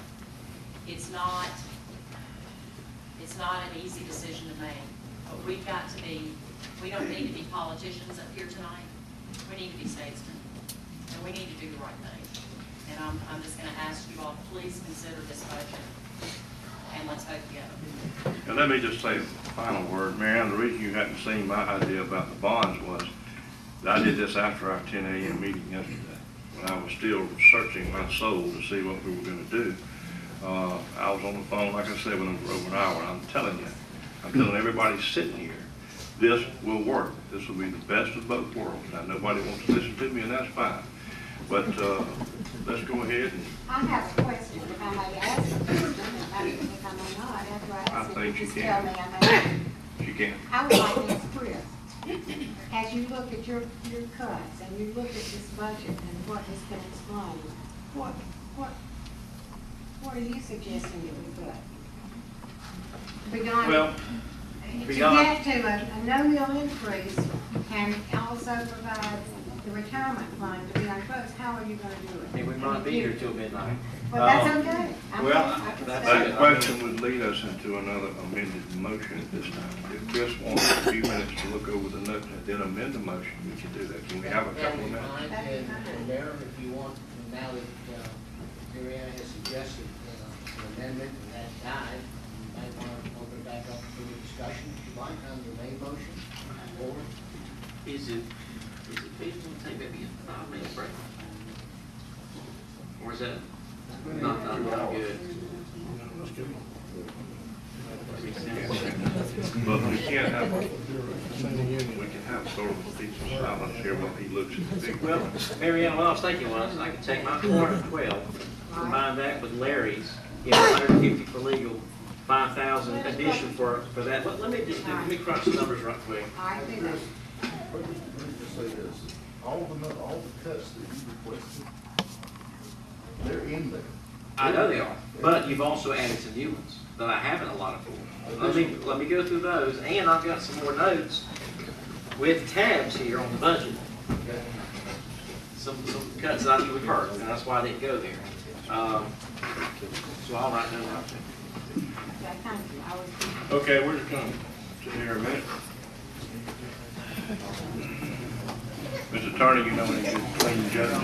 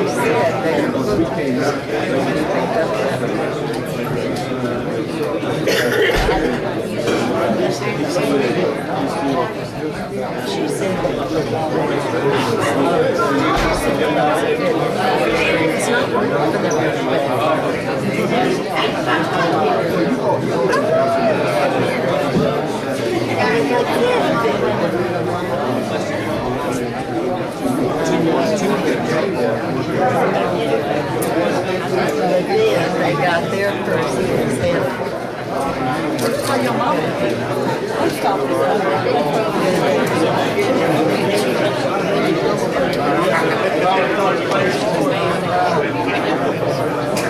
She tried.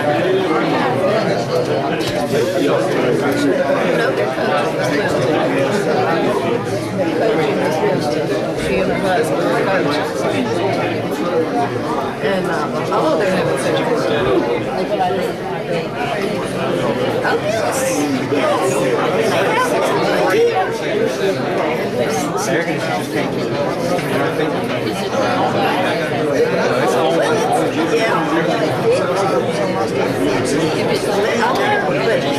My grocery. No, I mean, it's all. Oh. units for both of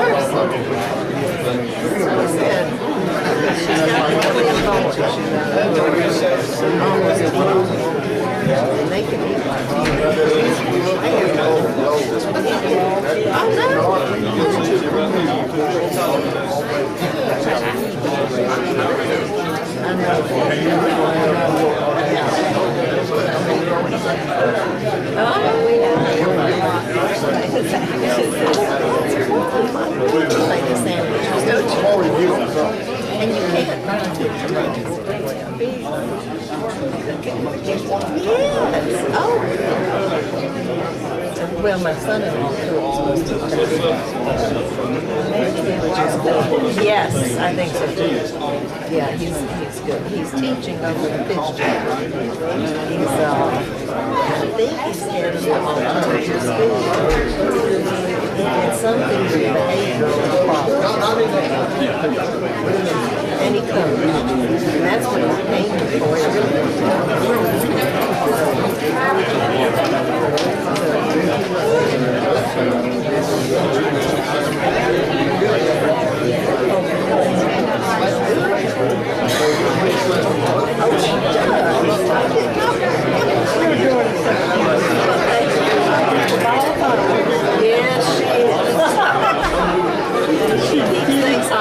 I bet you does.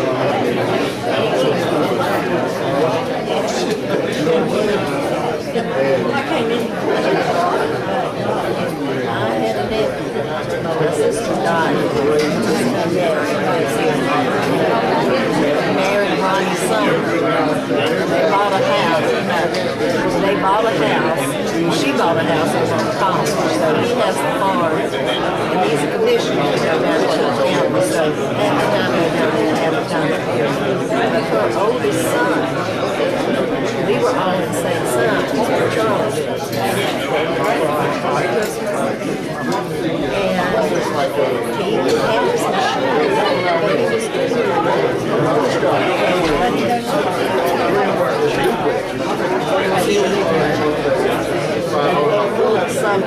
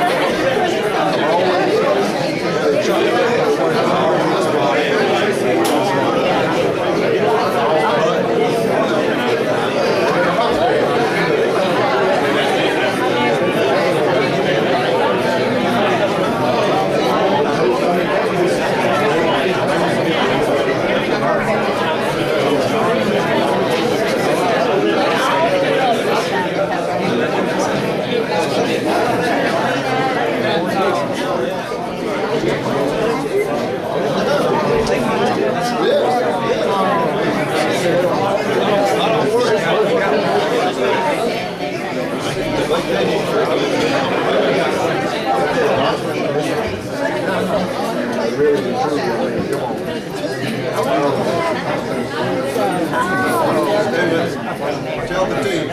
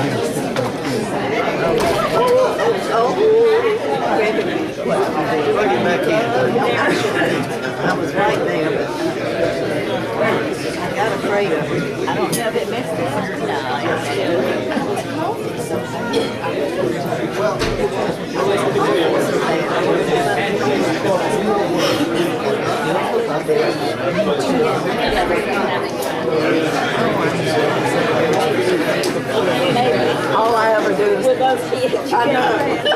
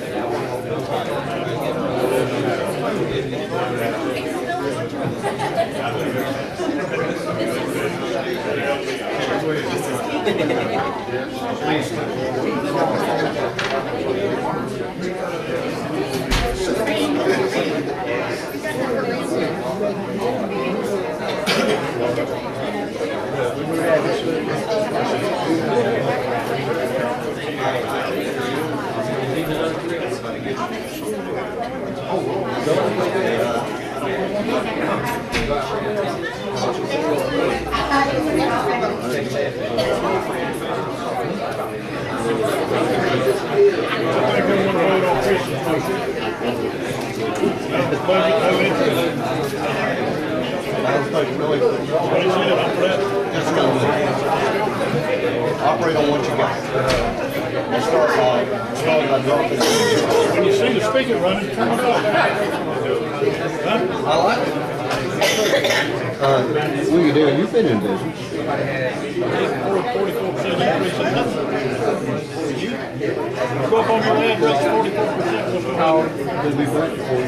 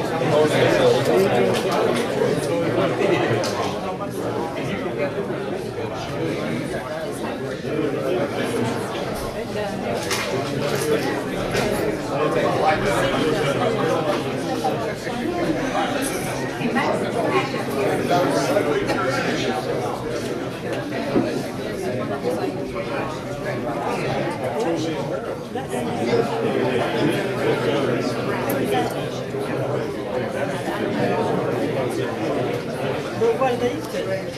That's the city.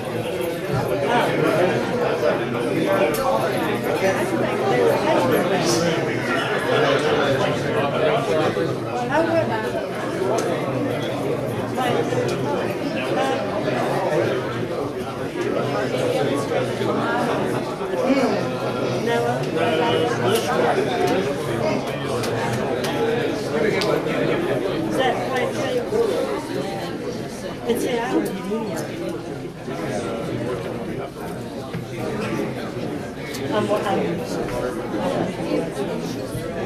I don't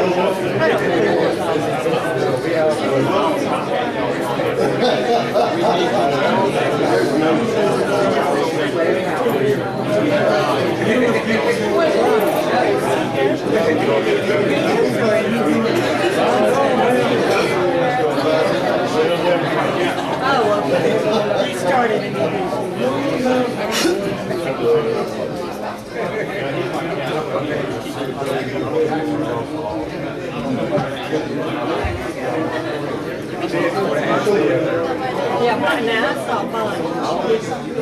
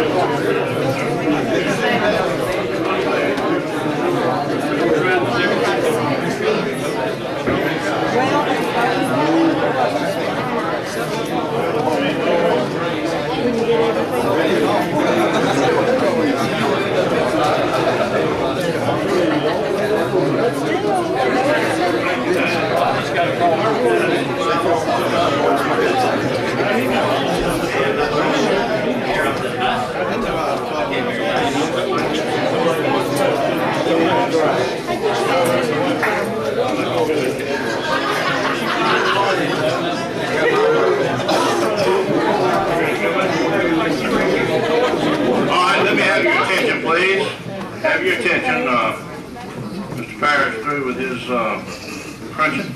So we just formally go right back to the meeting. I don't have to call it back to order or anything to it.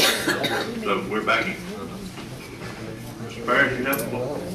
Thanks, sir. Mariana asked for all my additional cuts and where they were located for us to be able to unfreeze retirement and not raise taxes. I just took these minutes with Lois, and she said kind of plug this in a spreadsheet so everybody can see. And Lois, I'm going to turn this over to you to explain.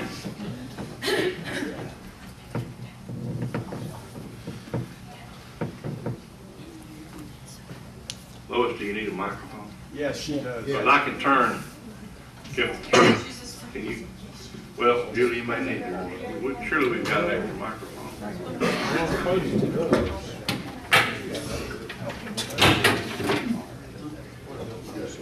There you go.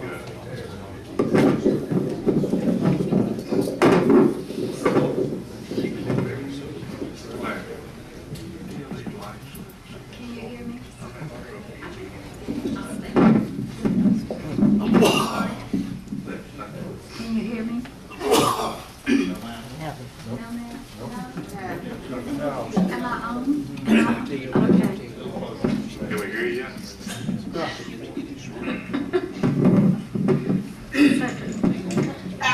Hello, okay.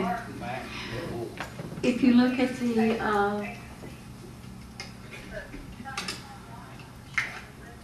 me get there.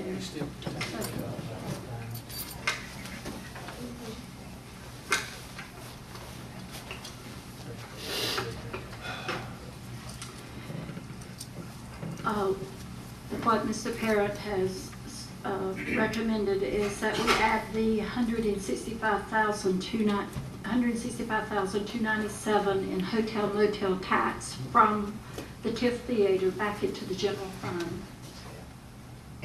And that will increase your revenues. And then the additional reductions are to zero out the contingencies, reduce the debt on the 4 equipped police cars and the debt on the public works equipment. And the 34,000 was, I didn't note that. Can you tell me what that is, please? That was small equipment, Small lawnmowers and equipment. stuff. Okay, small equipment for public works. Reduced by 2 public works vacant positions, 5 police vacant positions. Let me pause you right there, Lois.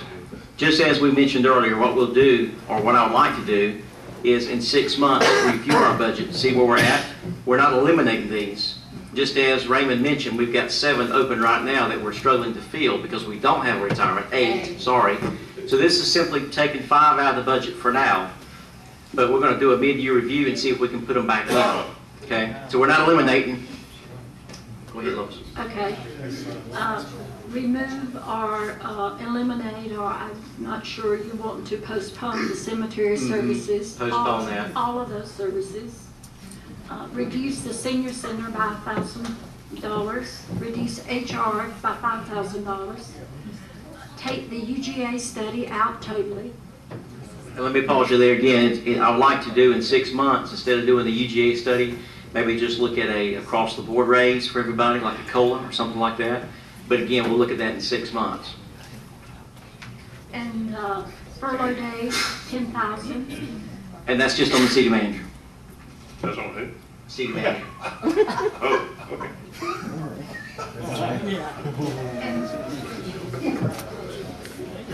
And then we were short 13,150 that we would have to find. And we can probably find that in copy paper and gas in different departments, what they've got. Okay.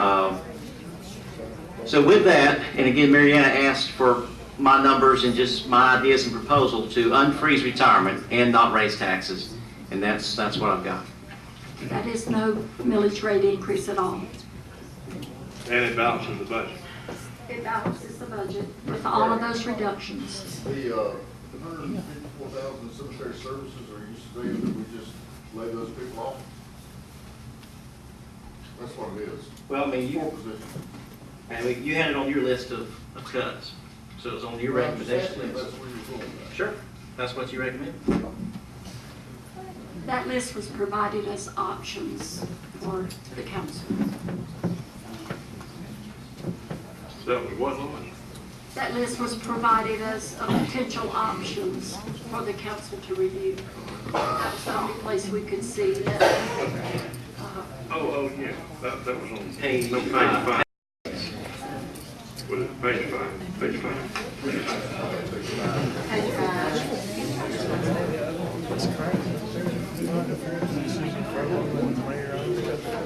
All right, well, tell me this, when you, the cuts to the senior center, what would that involve? Shutting the senior center down?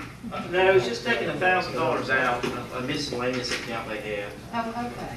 That's all it was. It wasn't elimination of any. Oh, I'm looking at the wrong one. Okay. Yeah. All right, okay. Okay.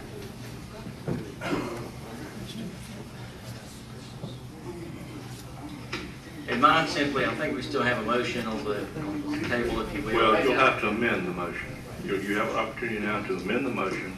We'll call for a second discussion again, and then you'll. What I'm trying to find out is what's the best means by which we can put forward a proposed motion to amend the main motion to a vote. And as we did with Mr. C's proposed amendment, we used one of these sheets and then we used her exhibit A. So I'm trying to find out, Chris, how we, is what we see on the screen basically what you propose as an amended motion, the main motion with no millage increase, is that right? Yes, sir, it is. I'm surrounded by paperwork up here, and I've got my notes here. But yes, Ms. Lundberg has saved that as a document, as just a, proposal. So I guess you could use that as my Exhibit A. Now, in order to make this balanced, there's still an additional amount that needs to be dealt with, 13,000. 13,000, but I've already taken it out. That we would have to find in some throughout the general fund and some. Where would we find it? So you'll deal with that with miscellaneous. We would just have to look back and reduce some of the expenditures, material and supplies, You said yes. whatever miscellaneous that we could find in all, probably all departments. Right. So what do you want us to do, Rob? What I'm trying to find out is, you need to make a motion to amend the motion. And I assume what you are proposing as your amendment is what we presently see on the screen that Rose has put up. Sure. Okay. All right, Ms. Smith, I'd like to make a friendly amendment to your initial motion to apply this as our to our budget. I have a motion and a second. Well, it just so happens the mayor can't make a motion, but he can make a second, and I second that motion. Now, I'll call for discussion.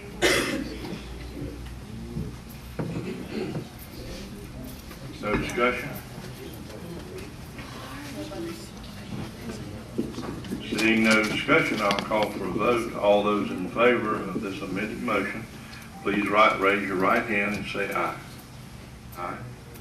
All those opposed, like sign, raise your right hand and say nay.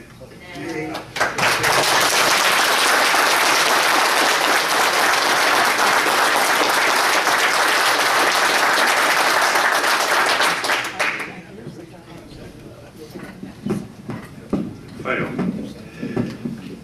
So we're back at the drawing board. Can I restate my motion? The main motion is Still there. Still there. Correct. It is. We're back to the main motion. I'm ready to call for the vote for the main motion.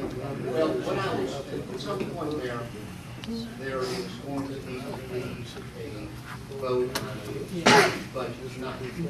Now, what I'm not clear about is if you call for a vote on the main motion, which is accepting the proposed budget and the proposed budget is submitted, then that if that does not carry, then we'll have to go back with another motion.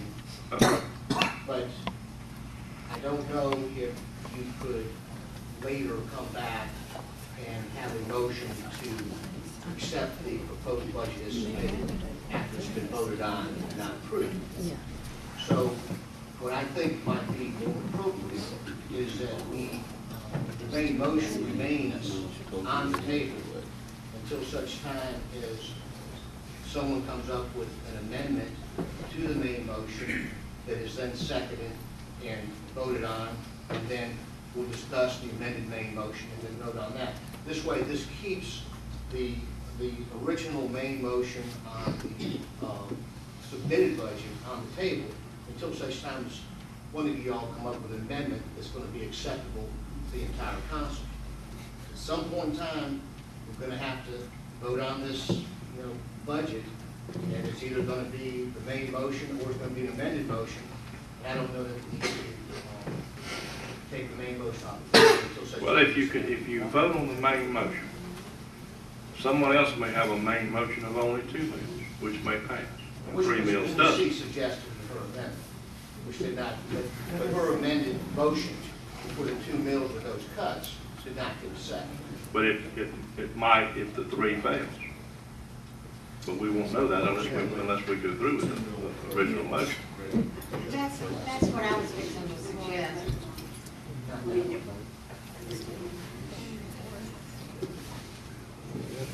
I might offer this suggestion to see if it gets guys for lack of a second.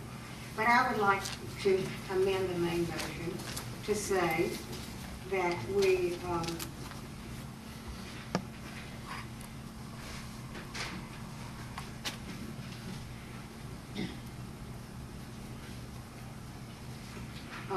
accept the staff's proposal for a 2 meal increase on page 2. Do I have a second?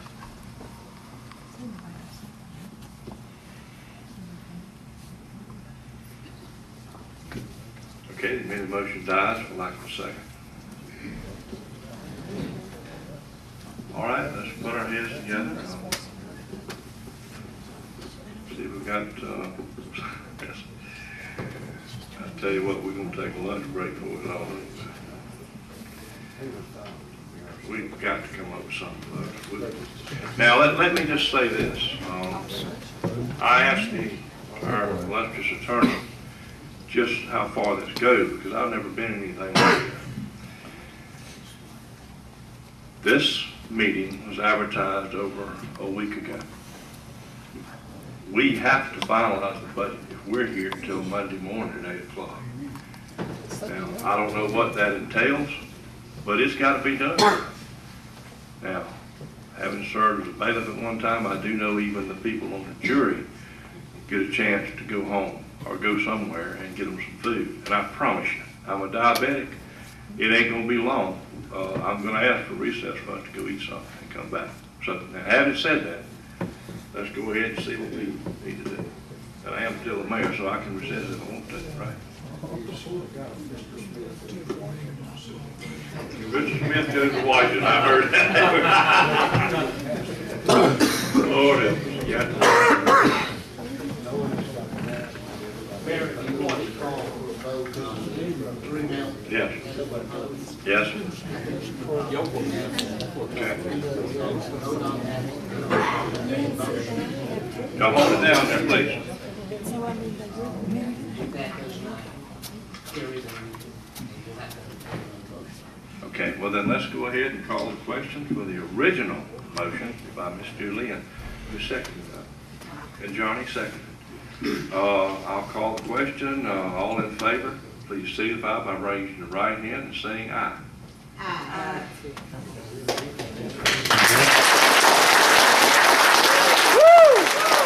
Yeah!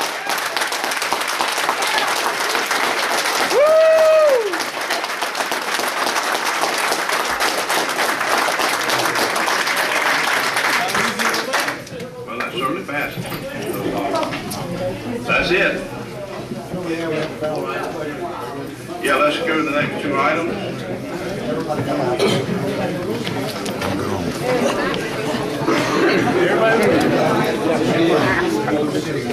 Let's give it about a minute for everybody to clear out.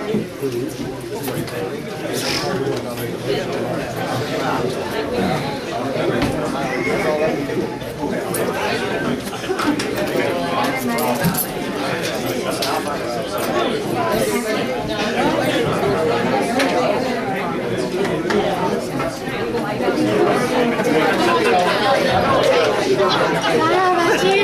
Have a good night.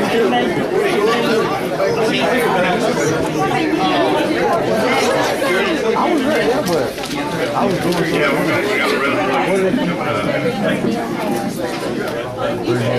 Okay, for 4 minutes. They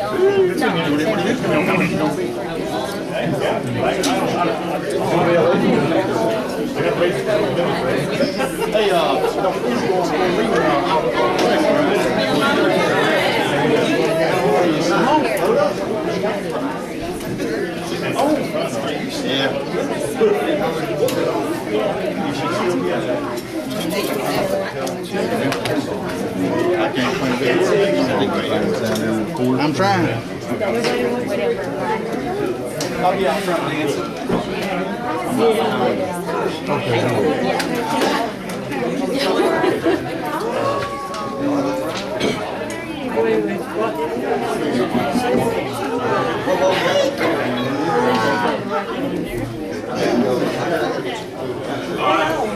our meeting. I think it's gotten quiet for all a minute. On the agenda, okay, on the agenda, a resolution providing for the adoption of the FY, that's what we just did. Item number 2 is the resolution providing for refinancing of the First Community Bank telecommunications loan. You need a motion for that. I do, so we've discussed these at work. Right. That's right. I move that we adopt a resolution providing for the refinancing of First Community Bank. Excuse me, sir. I've got a motion. Thank you, Can I have sir. a second? Thank you, Hayward. Have a good one. Motion second, further discussion. Seeing none, all in favor, please raise your right hand and say aye. Aye. That is unanimous, Ms. Rowan. Item number 3 is a resolution utilizing existing cash to pay off the remaining unfunded retirement liability in FY 2013.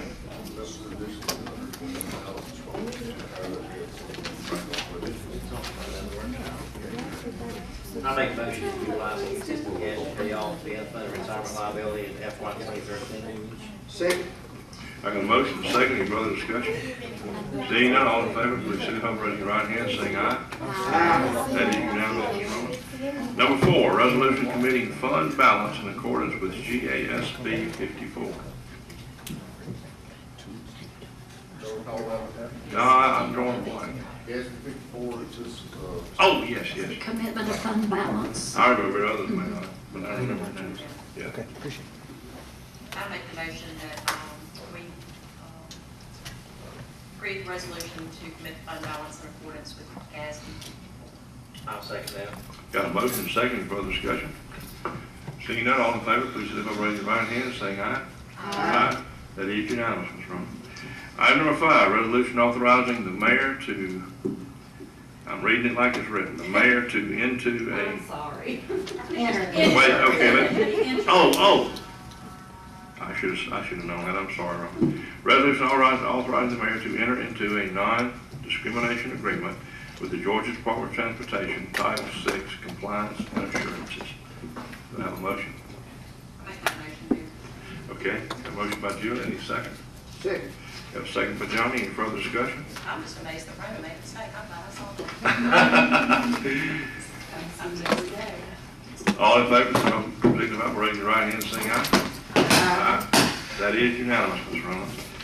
And that concludes the meeting. Ms. Rollins, don't we need our fill out all of our sign? I didn't give you this back. We fill out our